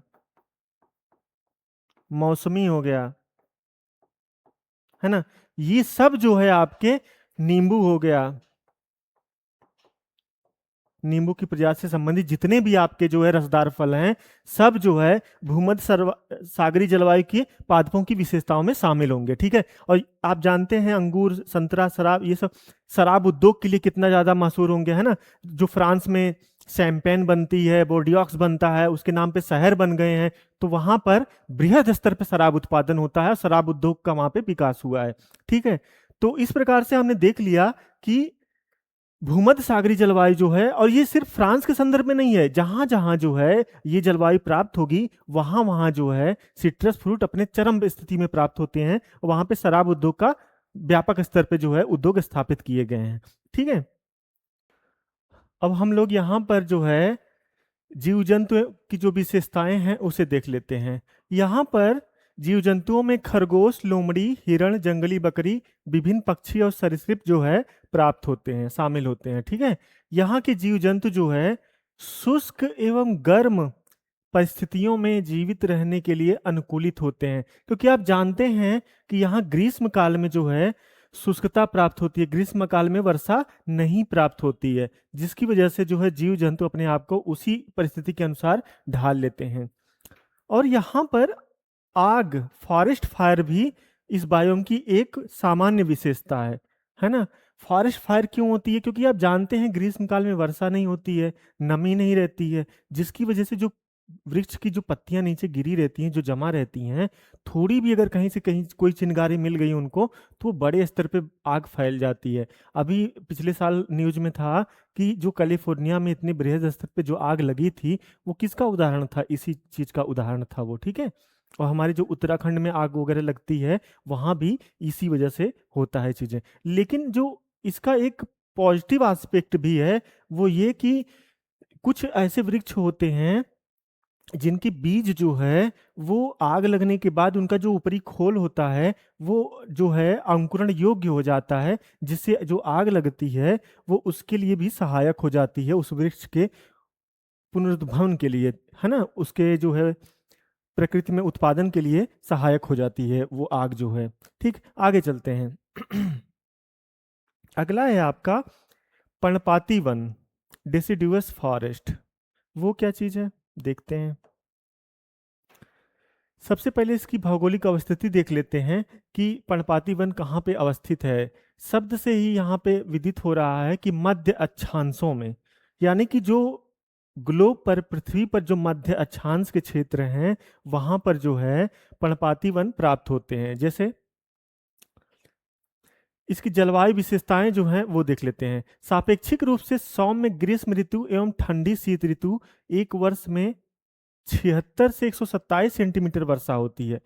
क्या देखते हैं, सापेक्षिक रूप से सौम्य ग्रीष्म ऋतु, इसका तात्पर्य क्या हुआ कि जो अभी हमें मानसूनी वन में जो है जो ग्रीष्म ऋतु जिस तरीके की प्राप्त होती है, जहां 35 से 40 डिग्री सेल्सियस के आसपास जो ग्रीष्म काल में तापमान पहुंच जाता था, यहाँ पे उसकी अपेक्षा 32 से 35 डिग्री सेल्सियस के आसपास जो तापमान की जो रेंज है, जो परास है, वो हमें प्राप्त होता है। लेकिन ठंडी शीत ऋतु जो है यहाँ पर प्राप्त होती है। लेकिन जो वर्षा का जो एक अपना अनुपात है वो मानसूनी की अपेक्षा यहाँ पर कम प्राप्त हो रहा है। लेकिन ये मध्य अक्षांशों में प्राप्त होते हैं, तो यहाँ पर जो वाष्पोत्सर्जन है, वाष्पोत्सर्जन जो है वो जो है कम होगा, जिसकी वजह से जो है इतने मात्रा में जो भी वर्षा प्राप्त हो रही है वो जो है मृदा में नमी बनाए रखने में सहायक हो जाती है। ठीक है, और जो पोषक तत्व युक्त मृदा प्राप्त होगी, आप जान रहे हैं ये पर्णपाती वन है, तो यहाँ पे जो पत्तियां नीचे गिरेंगी उसका जो है ह्यूमस के रूप में जो है रूपांतरण हो जाएगा। कैसे? जो भी पत्तियां गिरेंगी वहाँ पे ग्रीष्म ऋतु है, तो जो ग्रीष्म ऋतु होती है उसकी वजह से जो है जो जीवाणु होते हैं, कवक होते हैं, वो काफ़ी एक्टिव रहते हैं, वो पत्तियों का अपघटन करेंगे, उसे कार्बनिक से अकार्बनिक तत्वों में तोड़ देंगे, फिर वो मृदा में जाएगा, मृदा की समृद्धि में, पोषक तत्वों की वृद्धि में सहायक होंगे, और वो जो है फिर पुनः जो बायोजियोकेमिकल साइकिल चलता रहता है हमारा, उसको जो है आगे बढ़ाएंगे, उसको प्रेरित करेंगे, और उसके माध्यम से जो है वहां पर पादपों का जो पुनरुत्पादन होता रहेगा। ठीक, आगे चलते हैं। अब यहाँ पे देखते हैं कि कौन कौन से पादप प्राणी व जो उनका वर्गीकरण है वो देख लेते हैं। यहां पर कठोर लकड़ी जैसे ओक, बीच और मैपल्स ये प्राप्त होते हैं। ये कठोर लकड़ी के हैं, यानी कि कठोर से तात्पर्य क्या है कि ये इमारती के रूप में उपयोग हो सकते हैं, लेकिन ये जो है जो कागज उद्योग होता है उसमें मतलब मुलायम लकड़ी चाहिए होती है ना। तो उसकी वजह से वहाँ कागज उद्योग में ये सहायक नहीं होते हैं, लेकिन इमारती लकड़ी के रूप में ये सहायक हो सकते हैं। ठीक है। अब कागज उद्योग को अभी हम बताएंगे, जब टुंड्रा पढ़ाएंगे तो वहां पे उसकी चर्चा करेंगे। ठीक है, कहाँ पे उनका विस्तार है और कहाँ पे जो है किस प्रकार से जो उससे आधारित उद्योग है कहाँ स्थापित हैं उसकी चर्चा करेंगे। अब यहाँ पे देखते हैं जो प्राणी होते हैं यानी कि जो जीव जंतु हैं, उसमें भेड़िया, हिरण, भालू, छोटे स्तनधारी इत्यादि जो है, उभयचर सांप एवं कीड़े जो है, सारे के सारे जीव यहाँ पे प्राप्त हो रहे हैं। ठीक है, चाहे वो उभयचर हुए, चाहे सरीसृप हुए, चाहे स्थल पे रहने वाले है ना स्तनधारी हुए, सब प्राप्त हो रहे हैं। ठीक, अब इनका विशेषता क्या है उसे देख लेते हैं। उष्णकटिबंधीय पर्णपाती वनों को मानसूनी वन भी कहा जाता है, जो अभी हमें पहले देखा है। ठीक है, जो भारत के जो भारत, उत्तरी ऑस्ट्रेलिया यानी कि ऑस्ट्रेलिया का जो उत्तरी भाग है वो, और मध्य अमेरिका के बड़े हिस्से में, तो वहीं दूसरी ओर शीतोष्ण पर्णपाती वन उत्तर पूर्वी अमेरिका, चीन, न्यूजीलैंड, चिली एवं पश्चिमी यूरोप के तटीय प्रदेशों में पाए जाते हैं। अब यहाँ पे एक आया उष्णकटिबंधीय पर्णपाती वन और दूसरा आया, पहला आया आपका उष्णकटिबंधीय पर्णपाती वन और दूसरा आया शीतोष्ण कटिबंधीय पर्णपाती वन। यानी कि इनके अक्षांशों में कुछ परिवर्तन हुआ है ना, जिसकी वजह से जो है यहाँ पर जो है, अगर तापमान जो अभी हमने देखा कि यहाँ पर 30 से 32 डिग्री सेल्सियस पाया जा रहा था ग्रीष्मकालीन तापमान, तो यहाँ पे कुछ तापमान में अंतर होगा जो शीतोष्णकालीन होंगे। ठीक है, फिर इनका अक्षांशीय विस्तार उसी हिसाब से डिसाइड हुआ है। ठीक, लेकिन इनकी जो अवस्थिति हमने देखा कि जो अमेरिका, यूरोप और अमेरिका का जो अक्षांशीय विस्तार देखेंगे तो वो 40 से 45 डिग्री के आसपास प्राप्त होता है। तो वहां पे स्वाभाविक सी बात है कि वहां पे शीतोष्ण जो वन है वो प्राप्त होंगे। ठीक है, तो हमने इसका जो है न्यूजीलैंड, चिली, पश्चिमी यूरोप के तटीय जो प्रदेश हैं उसे जाने। पश्चिमी यूरोप का से तात्पर्य क्या है कि वहां जैसे फ्रांस है, फ्रांस, स्पेन, बाकी इधर के आपके क्षेत्र जर्मनी हो गया है ना, तो इटली हो गया, ये ग्रीस हो गया, तो ये जो क्षेत्र हैं यहाँ पर जो है आपके शीतोष्ण पर्णपाती वन पाए जाएंगे। ठीक है, और बाकी उष्णकटिबंधीय वनों में जैसे जो आपके 23.5 डिग्री सेल्सियस, 23.5 डिग्री अक्षांश तक जो हैं, वो जो है आपके भारत, आप जानते हैं भारत से कर्क रेखा गुजरती है ना, तो उसी के बारे में मैंने कहा कि सपोज कीजिए कि आप 0 डिग्री अक्षांश, 0 डिग्री नॉर्थ लैटिट्यूड से लेके 25 डिग्री नॉर्थ लैटिट्यूड तक के मध्य जो क्षेत्र होंगे वो उष्णकटिबंधीय क्षेत्र होंगे, वहां पे जो है उष्णकटिबंधीय पर्णपाती वन प्राप्त होंगे। क्लियर हो गया, आगे चलते हैं। अगला है आपका घास स्थल। अब शुरू में याद कीजिए जो हमने आपसे चर्चा किया कि किस प्रकार से मानसूनी से शुरू हुई यात्रा वर्षाकारी पवनों की, वो आती है सवाना घास के मैदान, फिर उसके बाद मरुस्थली में। ठीक, तो अब हम जो है घास वाले स्थल पर आ गए हैं। अब घास स्थल भी दो प्रकार का होगा। जो सवाना है ये आपका उष्णकटिबंधीय हो जाएगा, है ना, क्योंकि ये इसका जो अक्षांशीय विस्तार है वो जो है आपका लगभग जो है 10 डिग्री लैटिट्यूड से लेके आपका जो है लगभग 20 से 25 डिग्री लैटिट्यूड तक अक्षांश तक प्राप्त होगा। ठीक है, 10 डिग्री नॉर्थ से लेके आपका 25 डिग्री नॉर्थ तक लगभग लगभग। ठीक, तो आप जान रहे हैं कि यहां पर जो है वर्षा जो है सबसे ज्यादा थी, लेकिन यहां पर आते आते कुछ वर्षा में कमी होगी ना। कमी होने के क्रम में वनस्पतियां उसी प्रकार से विकास करेंगी जिस प्रकार से वर्षा होगी, जिस प्रकार से तापमान होगा। हालांकि तापमान यहाँ अधिक प्राप्त होगा, लेकिन वनस्पतियां जो हैं उतनी सघन नहीं होंगी जितनी सघन यहाँ पर थी। ठीक है, आगे देखते हैं कि इसके संदर्भ में क्या क्या मुख्य विशेषताएं हैं। और सबसे पहले हम जो है जो घास स्थल हैं उनकी जो घास बायोम है उसकी अवस्थिति देख लेते हैं। मध्य अक्षांशों में, महाद्वीपों के आंतरिक भाग में ये प्राप्त होते हैं। जो सवाना घास का मैदान है, ये उदाहरण के तौर पे देखा जाता है तो इनका सर्वाधिक जो विस्तार है वो अफ्रीका में प्राप्त होता है। ठीक, क्यों? क्योंकि अफ्रीका महाद्वीप जो है एक ऐसा महाद्वीप है जहां पर तीनों मुख्य अक्षांश रेखाएं गुजरती हैं। वहां आपकी कर्क रेखा, मकर रेखा एवं भूमध्य रेखा तीनों प्राप्त होती है। और कहा जाए तो सबसे ज्यादा सूर्य तप किस महाद्वीप को प्राप्त होता है, तो वो आपका अफ्रीका महाद्वीप होगा। ये फैक्ट आपको क्लियर हो रहे हैं? अगर सबसे ज्यादा सूर्य तप प्राप्त हो रहा है, बहुत ज्यादा कांगो बेसिन में वर्षा प्राप्त हो रही है, लेकिन एक चर्चा यहाँ पे ये हुई कि मध्य अक्षांश और महाद्वीपों के आंतरिक भाग में, तो ये दोनों कंडीशन आप अफ्रीका महाद्वीप के संदर्भ में लागू कीजिए। तो वहां पे क्या होगा, जो मध्य अक्षांश वाला भाग है, यानी कि वहां पे कौन कौन से देश आएंगे नीचे के क्रम में, जैसे 0 डिग्री जो कांगो बेसिन वाला क्षेत्र है ना, तंजानिया और फिर वो वाला क्षेत्र है, तो वो तो जो कांगो बेसिन वाला क्षेत्र है ना, बिल्कुल मध्य से जो होके विषुवत रेखा गुजरी है, तो वहां पे तो जो है विषुवतीय जलवायु प्राप्त होगी।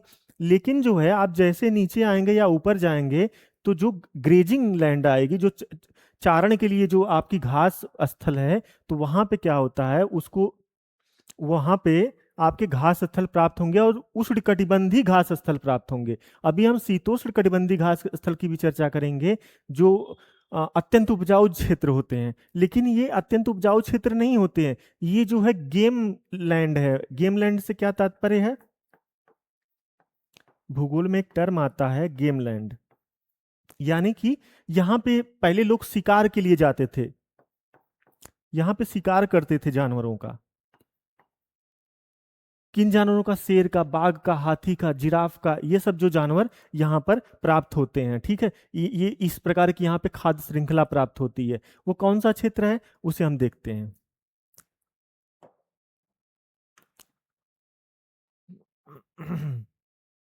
सपोज कीजिए, मैप तो अच्छा नहीं बना है, लेकिन आप मान के चलिए कि ये अफ्रीका महाद्वीप है। मैंने कहा यहाँ पर जो है ये 0 डिग्री आपकी गुजर रही थी कांगो बेसिन से, ठीक है। और यहाँ पर जो है सपोज कीजिए अफ्रीका और जिम्बाब्वे से जो है आपकी 23 डिग्री साउथ गुजर रही है, ठीक है। तो इसकी जो ये नीचे वाला क्षेत्र आएगा, जैसे आपका ये वाला क्षेत्र जो महाद्वीप की ये एक तरह से मध्य भाग में है ना, ठीक। तो ये जो क्षेत्र आएगा ये उष्णकटिबंधीय सवाना घास भूमि कहलाएगा। अगर नीचे नहीं ज्यादा समझ में आता है, ये जो क्षेत्र आता है, ये जो सहारा का क्षेत्र आता है, सहारा का क्षेत्र आता है, फिर वहीं आपका जो है साउथ अमेरिका के संदर्भ में जो है आपके इधर यहाँ पे ये जो ब्राजील निचली, जो ब्राजील का निचला क्षेत्र है, ये भी उष्णकटिबंधीय में आ जाता है। उष्णकटिबंधीय घास क्षेत्र, ठीक है। तो यहाँ यहाँ तो इक्वेटर गुजर रही है, यहीं पे कांगो बेसिन है, यहाँ पे कांगो बेसिन है, ठीक है। ये पूरा क्षेत्र, तो यहाँ पे तो विषुवतीय जलवायु प्राप्त हो रही है। लेकिन ये जो मध्य भाग वाला क्षेत्र है, यहीं पे जो है आपके उष्णकटिबंधीय घास स्थल प्राप्त होंगे, ठीक है। तो वहां क्या, अब ये तो क्लियर हो गया मैप पे ना। एक मैं मैप पर आपको एक अवस्थिति इसलिए बता रहा हूं कि आपके दिमाग में इमेज बने, ठीक है, आप सोच सकें। क्योंकि अगर आप मैप खोल के अपने सामने बैठ के ये क्लास देख रहे हैं तो उससे बेहतर तो कोई विकल्प हो ही नहीं सकता है, ठीक है। लेकिन अगर ये चीज मैं यहाँ डिनोट कर दे रहा हूं तो आप एक माइंड में बना सकेंगे कि जो है, जो सर बता रहे हैं वो घास स्थल की अवस्थिति कहाँ होगी। अच्छा, यहाँ पे अफ्रीका है, उसका ये मध्य भाग है, यहाँ पे ये चीजें अवस्थित है, ठीक है। तो जब आप ये कल्पना करेंगे, इमेजिनेशन करेंगे, तब चीजें आपको जो है मेमोराइज होंगी, याद होंगी, फिर प्रश्न गलत नहीं होंगे। यही तरीका होता है पढ़ने का, ठीक है। आगे चलते हैं। तो मध्य अक्षांश और महाद्वीपों के आंतरिक भाग में जो है ये अवस्थित है, ये जलवायु वाले क्षेत्र। जलवायु के बारे में देख लिया, अब जलवायु देख लेते हैं कि शीत ऋतु में ठंडा और ग्रीष्म ऋतु में गर्म, एक और यानी कि जो शीत ऋतु है, सामान्य जलवायु दशाएं प्राप्त होती हैं कि अगर शीत ऋतु है तो वहां पे ठंडक का एहसास होगा, और जो ग्रीष्म ऋतु है उस समय उष्णता या गर्मी का एहसास होगा। ठीक है। और वर्षा क्या होती है? वर्षा जो है, देख रहे हैं अब यहाँ 25 से लेके 75 सेंटीमीटर तक आ गई। अभी जो है मानसूनी में हम देख रहे थे 100 से लेके 150 तक, या 130 से लेके जो है ना 200 तक प्राप्त हो रही थी, 200 सेंटीमीटर तक। अब यहाँ पे 25 से लेके 75 सेंटीमीटर तक वर्षा प्राप्त हो रही है। ठीक। अब वर्षा की मात्रा कम हो गई तो यहाँ पे अब वनस्पतियां जो हैं, जो पेड़ पौधे थे, अब वो घास के रूप में, झाड़ियों के रूप में प्राप्त होंगे। ठीक है। मृदा है उच्च पोषक तत्व युक्त ऊपरी मृदा। जो मृदा का जो ऊपरी स्तर है वहां पे पोषक तत्वों की प्रधानता होती है। ठीक। और एक चीज और यहाँ पे होने शुरू हो जाता है कि यहाँ पर मृदा जो है ऊपरी स्तर पे ही जो है, जो घास, जो बड़े बड़ी घास, ऊंची ऊंची, बहुत ऊंचाई वाले घास होते हैं। अभी उदाहरण के तौर पे अभी हम देखेंगे कि जब शीतकालीन जो घास स्थल है, तब उसमें हम प्रेरी, पंपाज, डाउन्स, वेल्ड, जो भी घास क्षेत्र हैं उसकी भी चर्चा करेंगे। ठीक है। तो यहाँ पर आप जान लीजिए कि ये जो क्षेत्र है, यहाँ पे जो है 25 से 75 सेंटीमीटर वर्षा प्राप्त हो रही है, और जो मृदा का जो ऊपरी स्तर है वही जो है सबसे उपजाऊ स्तर होता है। ठीक। आगे चलते हैं।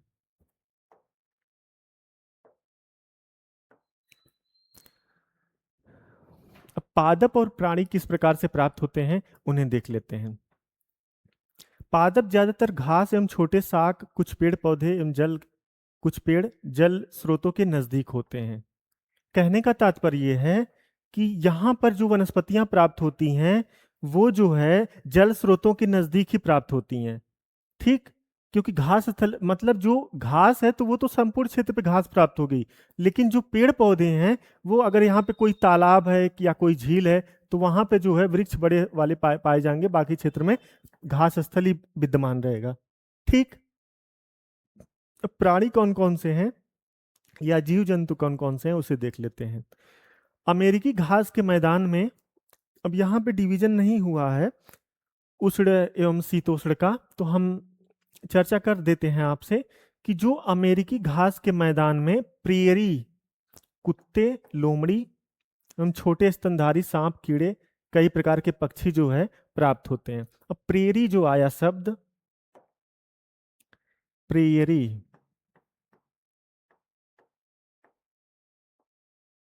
स्टेपीज,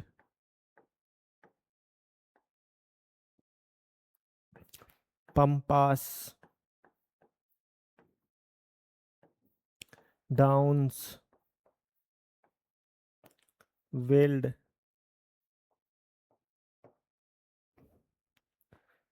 कैंटरबरी, ये आपका न्यूजीलैंड में, ये सब शीतोष्ण घास के मैदान हैं।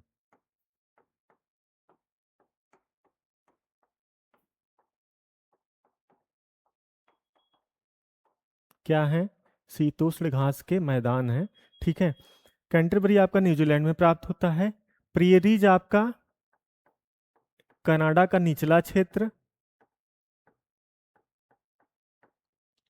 और संयुक्त राज्य America, United state of America में ये आपका प्रेरीज प्राप्त होते हैं। स्टेपीज जो है ये आपका यूरोप में, खासकर यूक्रेन एवं बाकी क्षेत्रों में। पंपास जो है आपका, ये आपका अर्जेंटीना,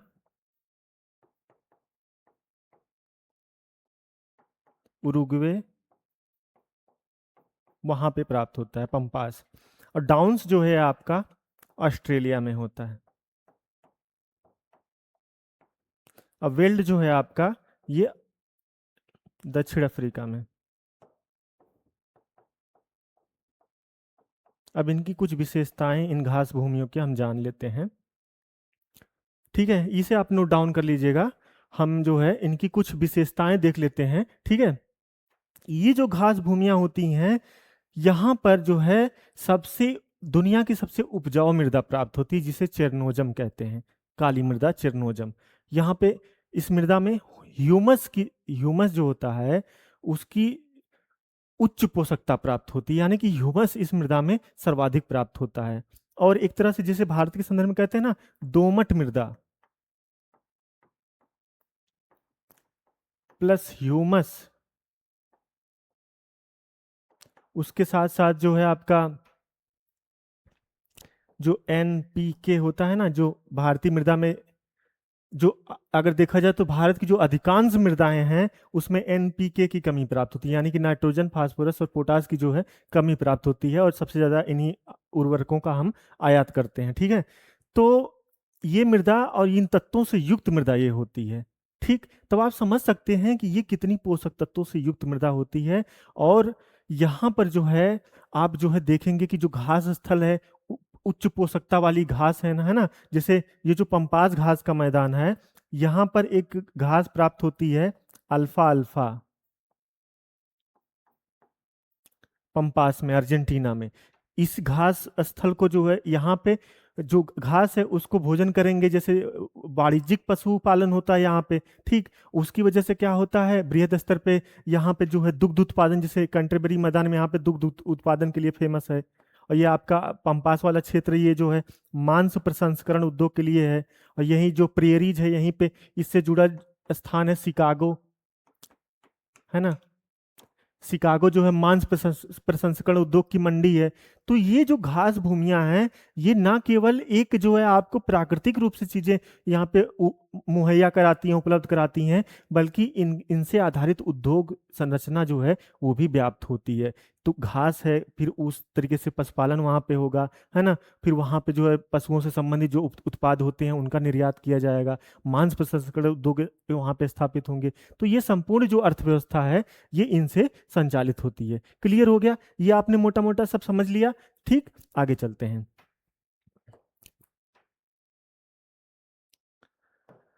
अगला है आपका टैगा। टैगा बायोम जो है इसे देख लेते हैं।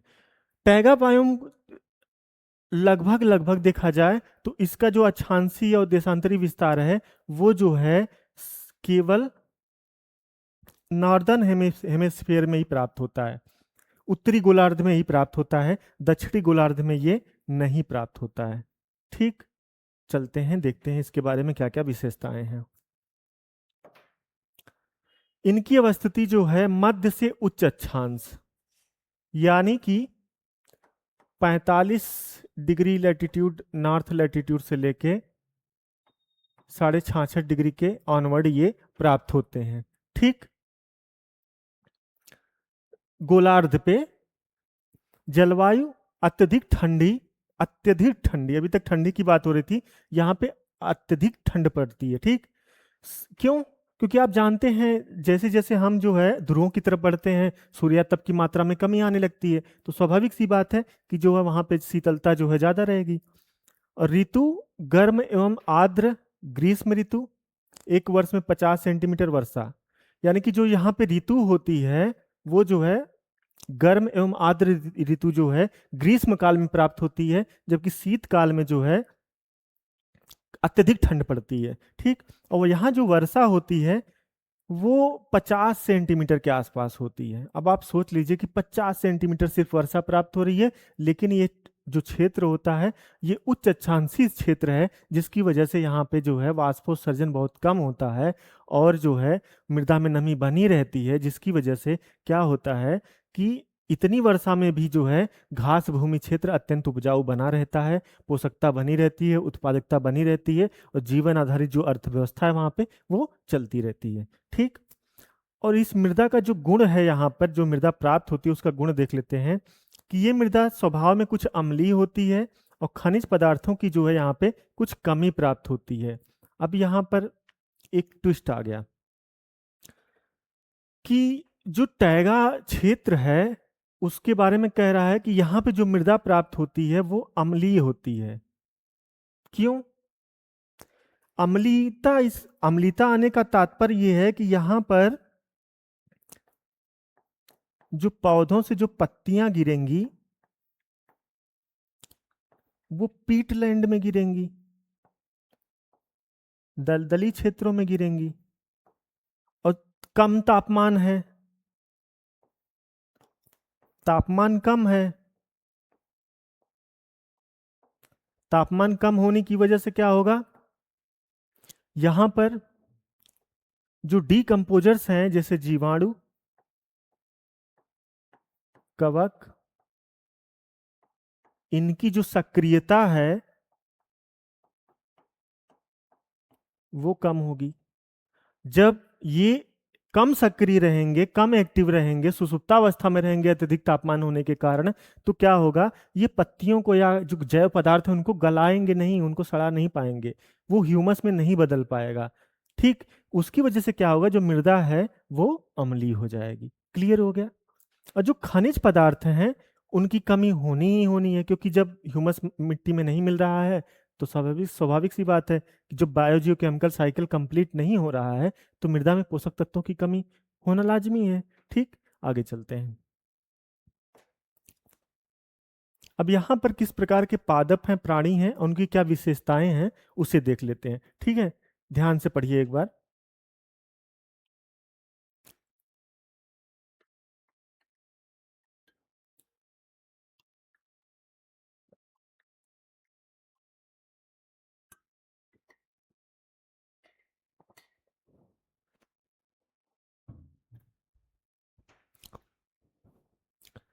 विशेषताओं को एक बार देख लेते हैं। पादप ज्यादातर स्प्रूस,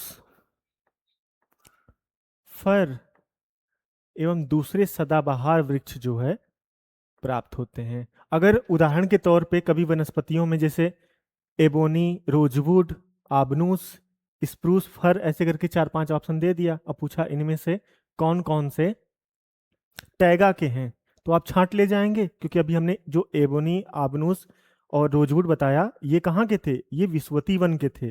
और यहाँ पर स्प्रूस, फर जो है ये कौन से हैं, ये टैगा के वनस्पतियां हैं। ठीक, तो प्राणियों में देख लेते हैं। जो रोडेंट्स होते हैं और जो लिनक्स होते हैं, कैरिबू, भालू, भेड़िया, है ना, ये जो है आपके यहाँ पे जो है इस प्रकार के जंतु पाए जाते हैं। ठीक, विशेषताएं इस जो है टैगा वन की क्या है, यहाँ वनों को उत्तरी काष्ठ या उत्तरी शंकु वन भी कहते हैं। यह टुंड्रा के दक्षिणी गोलार्ध के कुछ भागों में जैसे न्यूजीलैंड में भी मिलते हैं। यहाँ पर अधूरी जानकारी है, पूरी जानकारी हम आपको यहाँ पर देते हैं।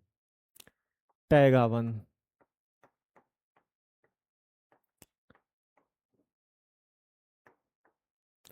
शंकुधारी वन,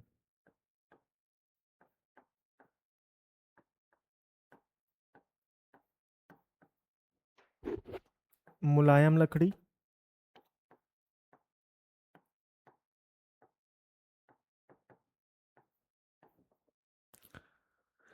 कागज उद्योग,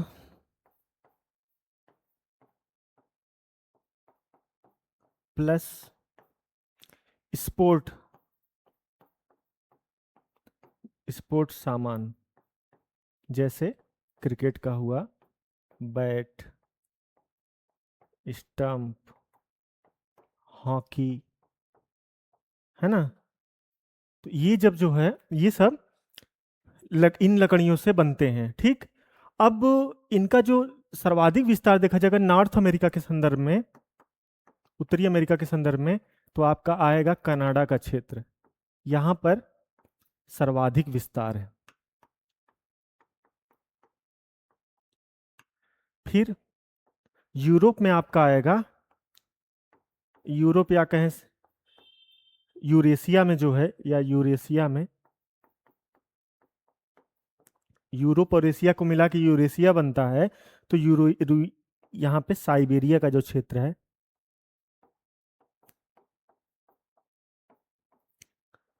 लोकेशन मैप की क्लियर हो रही है ना आप लोगों को। साइबेरिया जो मैंने बोला, तो साइबेरिया कहाँ है, सोवियत संघ में ना, रूस में।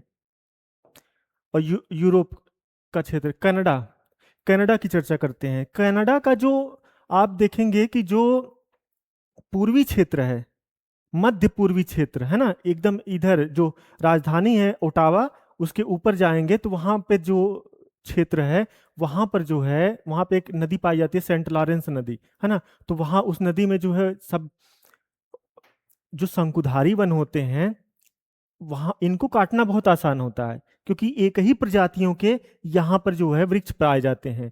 और ये जो वृक्ष होते हैं इनको मशीनीकरण के माध्यम से, मशीनों के माध्यम से, कभी आप किसी विजुअल में देखे होंगे कि मशीन लगी हुई है ना, जो है जेसीबी की तरह होती है, और वो जो है वृक्षों को लगातार काटते हुए रखते हुए चली जा रही है। फिर उसके बाद उन वृक्षों को, है ना, लंबर उद्योग होता है, वहां से वृक्ष वो जो है नदियों में, नहरों के माध्यम से डाल दी जाते हैं वहां पे लकड़ियां। उसके बाद वो तैरते हुए जो है फिर बंदरगाहों पे चली जाती हैं, वहां से लद के जो है एक्सपोर्ट हो जाता है। और अगर एक्सपोर्ट नहीं भी होता है तो वहीं पर जो है, जैसे आप जानते हैं कनाडा में अखबारी उद्योग जो है, जो अखबारी कागज हमें होता है, प्राप्त होता है, वो हम कनाडा वगैरह से आयात करते हैं। ठीक, तो वो क्यों प्राप्त होता है? क्योंकि ये जो वन होते हैं ये काफी मुलायम लकड़ी इनकी होती है, जिसकी वजह से जो अखबार के कागज बनाने में या दूसरे कागज बनाने में काफी उपयोग हो जाते हैं। ठीक, क्लियर हो गया? तो इस प्रकार से हमने देख लिया कनाडा में, साइबेरिया में, है ना, इस प्रकार से इनका विस्तार जो है सर्वाधिक है टैगा वनों का। ठीक, आगे चलते हैं। अब आपका बचता है टुंड्रा। टुंड्रा देख लेते हैं क्या है इसकी विशेषताएं। सबसे पहले देखते हैं टुंड्रा प्राप्त कहाँ पे होता है। उच्च उत्तरीय अक्षांश में।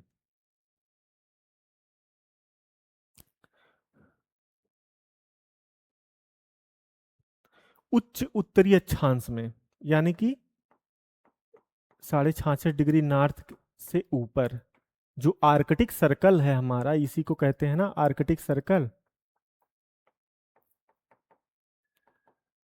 आर्कटिक वृत्त। 66.5 डिग्री नॉर्थ या 66.5 डिग्री साउथ से ध्रुवों तक जो क्षेत्र होता है वो जो है आपका आर्कटिक सर्कल के अंतर्गत समाहित होता है। ठीक, इसका क्या महत्व है? इसका ये महत्व है कि यहीं से जो है पूरे वर्ष में किसी ना किसी दिन, एक दिन या एक रात 24 घंटे की होती है। ठीक है, तो ये जो वन होते हैं टैगा टुंड्रा वन, इनका विस्तार जो है उच्च उत्तरीय अक्षांशों पे होता है। जलवायु क्या प्राप्त होती है वो देख लेते हैं। यहाँ पे जलवायु में तापमान जो है बहुत ही निम्न प्राप्त होता है, यानी कि बहुत ही शीत ऋतु अत्यंत कठोर होती है, बहुत ठंडी होती है।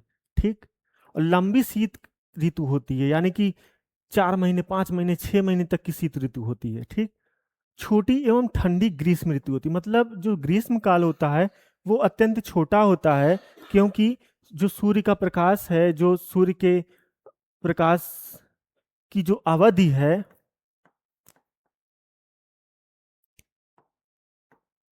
जो हमारा इंसोलेशन की अवधि है, इनकमिंग सोलर रेडिएशन की, यानी कि ताप की जो अवधि है वो अत्यंत कम होती है, यानी कि वर्ष के कुछ ही महीनों तक प्राप्त होती है। समझ रहे हैं? मतलब निरंतर सतत, जैसे हमें अब भारत में या जो विषुवतीय प्रदेश है, मानसूनी प्रदेश है ना, यहाँ पे जिस प्रकार हमें सूर्य सदैव प्राप्त होता है, दिन की अवधि जो है काफी लंबी होती है, लेकिन वहां पे ऐसी दशाएं नहीं प्राप्त होती हैं। ठीक, जिसके कारण क्या होता है, अत्यधिक शीत अवस्था प्राप्त होती है। और एक चीज यहाँ पे देखिए, एक वर्ष में लगभग 25 सेंटीमीटर तक वर्षा होती है, केवल 25 सेंटीमीटर। ठीक, और वो भी वर्षा जो होगी वो हमें जो है सामान्य जो जलबूंदों के रूप में, जलवाष्प के रूप, है ना, संग्रहण के माध्यम से होती है, वो नहीं, हिमपात के रूप में होगी। ठीक है, सहिम वर्षा होती है। और यहाँ पे किस प्रकार की मृदा होती है वो देख लेते हैं। मृदा में पोषण का स्तर जो है अत्यंत कम होता है। क्यों कम होता है? अभी हमने पिछले स्लाइड में बताया आपको कि ह्यूमस जो है वो नहीं बन पाता। कुछ इंच नीचे परमाफ्रॉस्ट स्तर का पाया जाना। परमाफ्रॉस्ट जो दशा होती है, ये दशा एक तरह से अर्ध जमी हुई दशा होती है। मतलब कि अर्ध, सपोज कीजिए कि कोई एक तरह से पूरी तरह से बर्फ जमा हुआ है। ठीक, और ये जो दशा होती है, ये जैसे पाला जानते हैं ना, कि पाला सतह पे जमा रहता है। ठीक, वहीं सतह पे ही संघनन होता है, वहीं पे जम जाता है। तो वही जो दशा होती है वो परमाफ्रॉस्ट की दशा कहलाती है, यानी कि अर्ध जमी सतह जो होती है वो परमाफ्रॉस्ट की दशा होती है। इस प्रकार से सतह पे जो है कुछ ना कुछ बर्फ जो है जमी रहती है, इस प्रकार की मृदा की अवस्था वहां प्राप्त होती है। ठीक, तो ये जो हमने संपूर्णता में देखा कि ये हमने सबसे पहले अभी स्थल बायोम की चर्चा हो रही है यहाँ पे, तो हमने स्थल बायोम में आपका देख लिया विषुवतीय वन, ठीक। उसके बाद हमने देखा जो है आपका मानसूनी वन, फिर पर्णपाती वन, है ना। उसके बाद पर्णपाती में आर्द्र पर्णपाती उस देख लिया, फिर उष्णकटिबंधीय पर्णपाती, फिर शीतोष्णकटिबंधीय पर्णपाती देख लिया। फिर हमने घास स्थल देख लिया, उसमें जो है शुष्क सवाना वाला देख लिया क्षेत्र। उसके बाद स्टेपी, प्रेयरी, ये सब देख लिया हमने। उसका वितरण हमने आपको सब बता दिया। फिर टैगा वन बायोम की चर्चा की हमने। फिर टैगा में जो है आपके जो जो उनका जहाँ जहाँ प्राप्ति हो रही थी उनका जो महत्व था वो बता दिया। फिर टुंड्रा के बारे में हमने बता दिया, आर्कटिक सर्कल से ऊपर जो है टुंड्रा की अवस्थिति प्राप्त होती है, ठीक है। और वहाँ पे परमाफ्रॉस्ट दशाएं प्राप्त होती हैं, कितना तापमान प्राप्त होता है उसकी हमने चर्चा कर दिया। तो ये जो है यहाँ पर हमारा जो है जो स्थलीय बायोम था वो जो है संपन्न होता है। लेकिन अभी टुंड्रा में जो है कुछ विशेषताएं बाकी हैं, उसे देख लेते हैं, ठीक।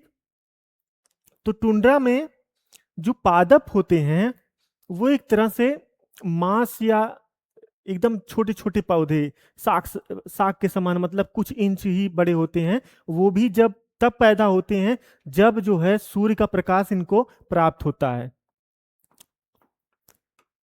सूर्य प्रकाश जब प्राप्त होता है तभी ये कुछ महीने में जो है, जैसे अगर वर्ष के 9 महीने रात हो रही है, 3 महीने दिन हो रहा है, तो दिन में के समय जो सूर्य का प्रकाश प्राप्त होता है उसी में ये अपना प्रकाश संश्लेषण की क्रिया करते हैं और उसी समय इनका विकास होता है। फिर जब लंबी शीतकालीन दशाएं प्राप्त होती हैं तब इनका भी वहां पे विनाश हो जाता है, ये भी नष्ट हो जाते हैं, ये भी ऊपर बर्फ जम जाती है और नीचे तह में जो है समा जाते हैं, ठीक। जो यहाँ पे प्राणी होते हैं उनको देख लेते हैं। जैसे आप सुनते होंगे रेंडियर जो होता है, ये एक तरह से कुत्ते की प्रजाति होती है। रेंडियर, मस्क, ऑक्सेन, प्रवासी कैरिबू, आर्कटिक लोमड़ी, उल्लू, हॉक, रोडेंट्स, ध्रुवी भालू, है ना। तो ये सब जो है यहाँ पर जीव जंतु आप प्राप्त होते हैं। कहाँ पर? टुंड्रा जो क्षेत्र है वहां पे। फिर यहीं पे आप देखते होंगे, पढ़ते होंगे, इग्लू जनजाति जो अपना घर जो बनाते हैं, फिर है ना। फिर यहाँ पे जो है इनके माध्यम से जो है लोग जो है स्लेज, जो स्लेज खिंचवाते हैं, है ना। स्लेज का नाम तो सुना है ना? नहीं सुना है?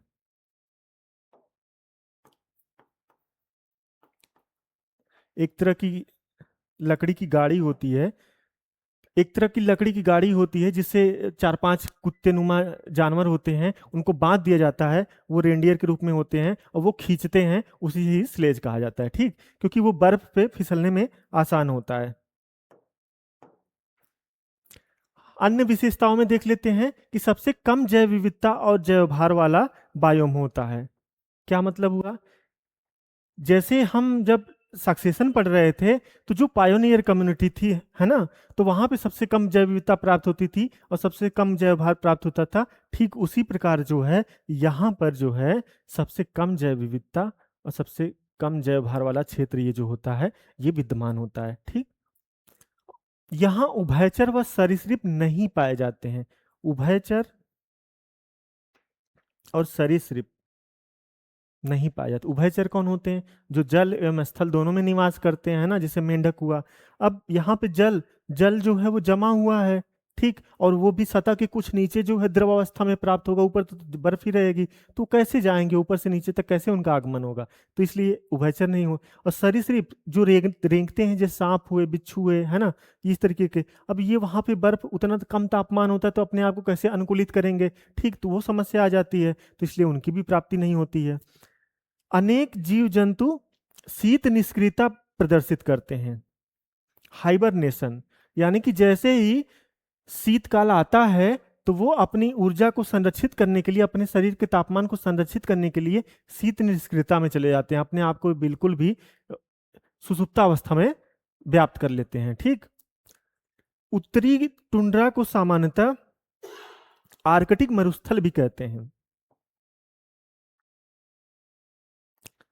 यानी कि यहाँ पर जो है लगभग लगभग वनस्पतियां जो होती हैं वो मरुस्थल, जो मरुस्थल में जो दशाएं प्राप्त होती है ना, मरुस्थल भी जानते हैं। एक शीतकालीन मरुस्थल होता है, एक ग्रीष्मकालीन मरुस्थल होता है। जैसे गोबी का मरुस्थल मरुस्थल जो है वो शीतकालीन मरुस्थल है, यानी कि शीत दशाएं वहां विद्यमान है। लेकिन सहारा हुआ है ना, तो यहाँ पे जो है ये उष्ण कटिबंधीय मरुस्थल है, वो शीत कटिबंधीय मरुस्थल है। ठीक।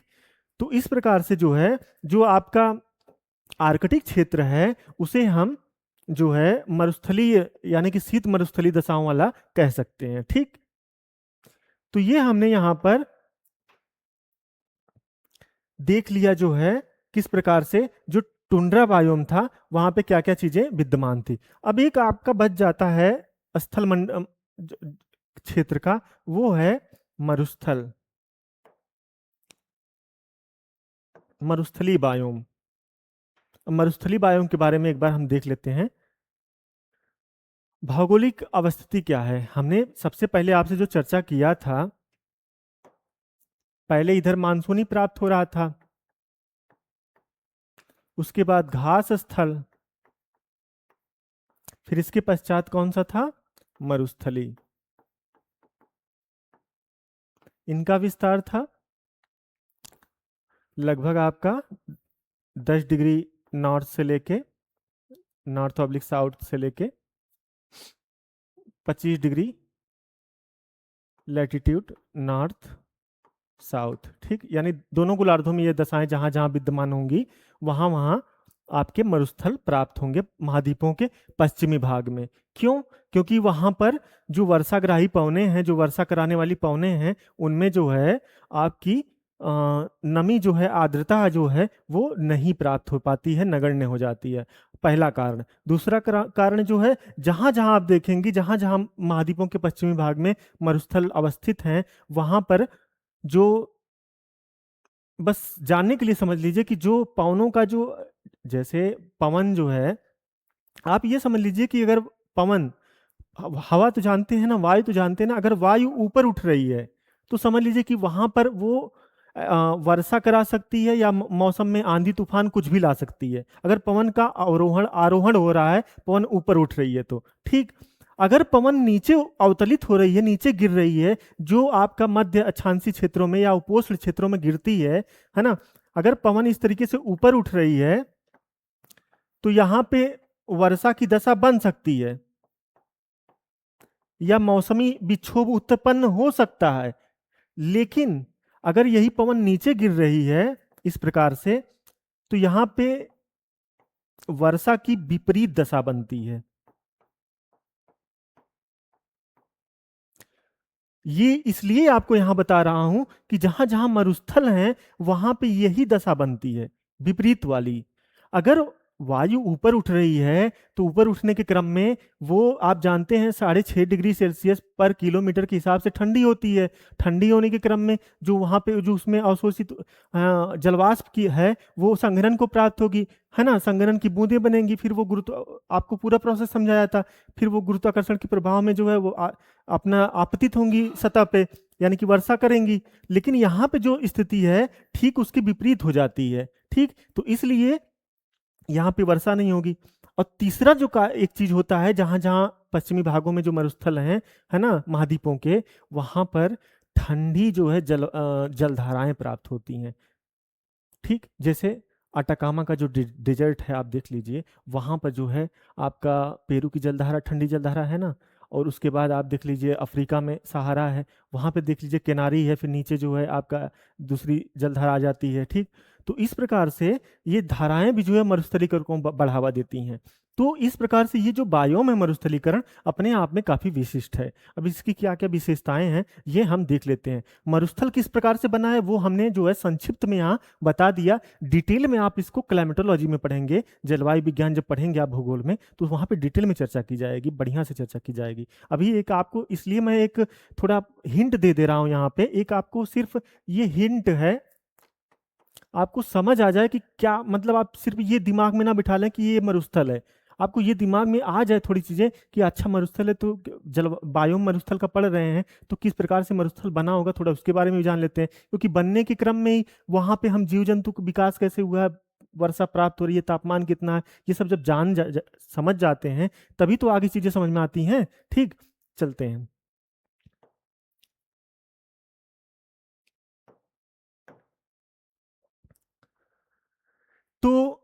मध्य अक्षांशों में, ये अक्षांशों की बात हो रही है मध्य अक्षांशों में। लेकिन जो एक तो आप जानते हैं कि ये जो पृथ्वी है, अगर इस तरीके से जो रेखाएं खींची जाती हैं तो ये अक्षांशी,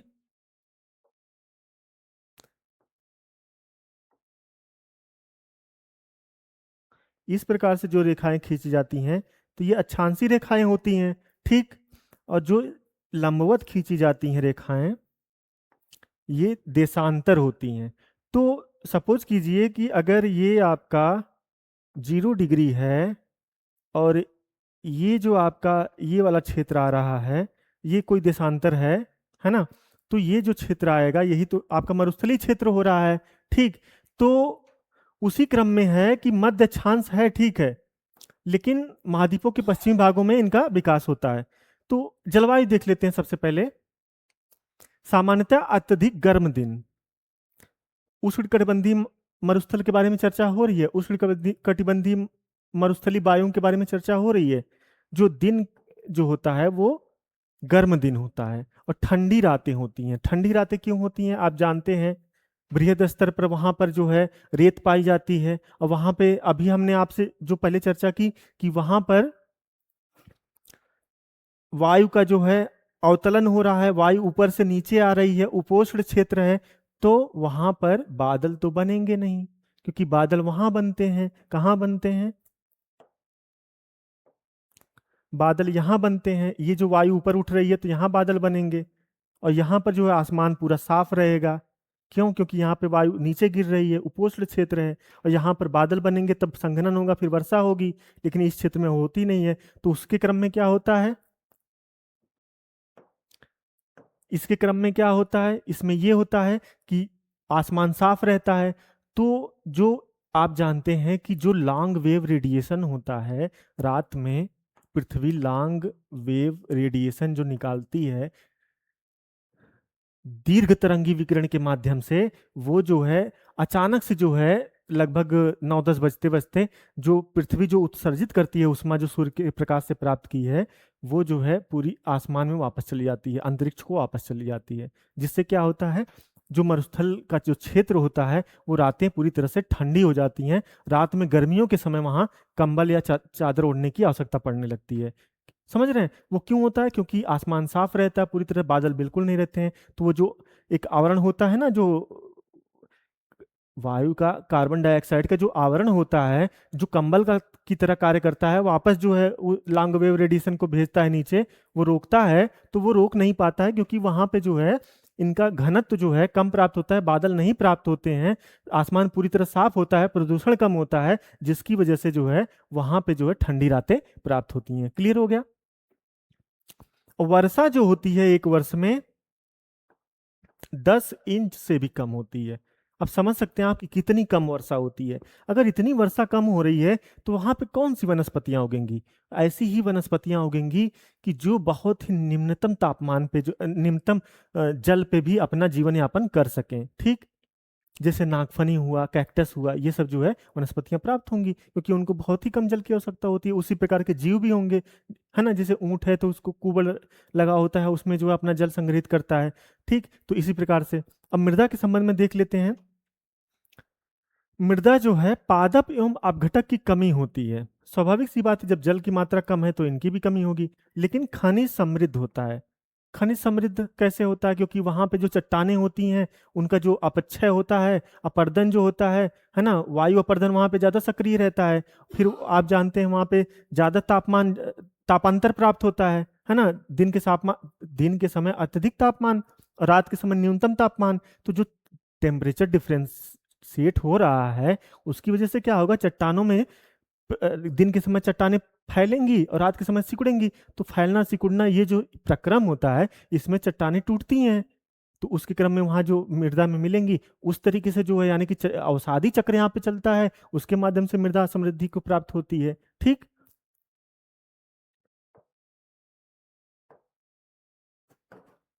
अब यहाँ पर मरुस्थलीय बायोम में किस प्रकार से पादप प्राणी की का विशेषता है उसे देख लेते हैं, ठीक। वनस्पति जात जो होते हैं बहुत कम होते हैं, अभी हमने देखा पिछली स्लाइड में। क्योंकि वर्षा कम हो रही है। छिछले कम आयु के होते हैं, यानी कि जो उनकी जड़ें होती हैं, छिछले कम आयु के, छिछले से तात्पर्य नहीं है यहाँ पे कम आयु के, यानी कि जो यहाँ पे जो कुछ भी वनस्पतियां अगर प्राप्त भी होती हैं तो उनकी आयु जो है बहुत कम होती है, यानी कि दीर्घायु नहीं होते हैं। ठीक। इनमें सोलेनम सुराटेंस, कैक्टाई, कैक्टस एवं गुच्छेदार घास, झाड़ियां, खजूर, कीकर आदि प्राप्त होते हैं। इसमें इंपॉर्टेंट जो है आपका ये कैक्टस हो जाता है, कीकर हो जाता है, खजूर हो जाता है। ठीक। और जो कुछ गुच्छेदार झाड़ियां हैं ये काफी महत्वपूर्ण वनस्पतियां होती हैं। ठीक।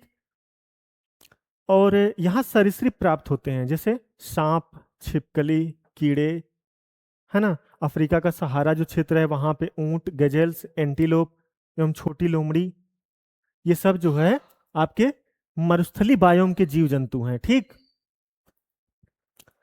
अब विशेषता में मरुस्थली ताप के अनुसार ठंड, मरुस्थल ताप के अनुसार ठंडे, जैसे गोबी मरुस्थल अभी हमने चर्चा की, एवं गर्म मरुस्थल जैसे सहारा या थार होते हैं।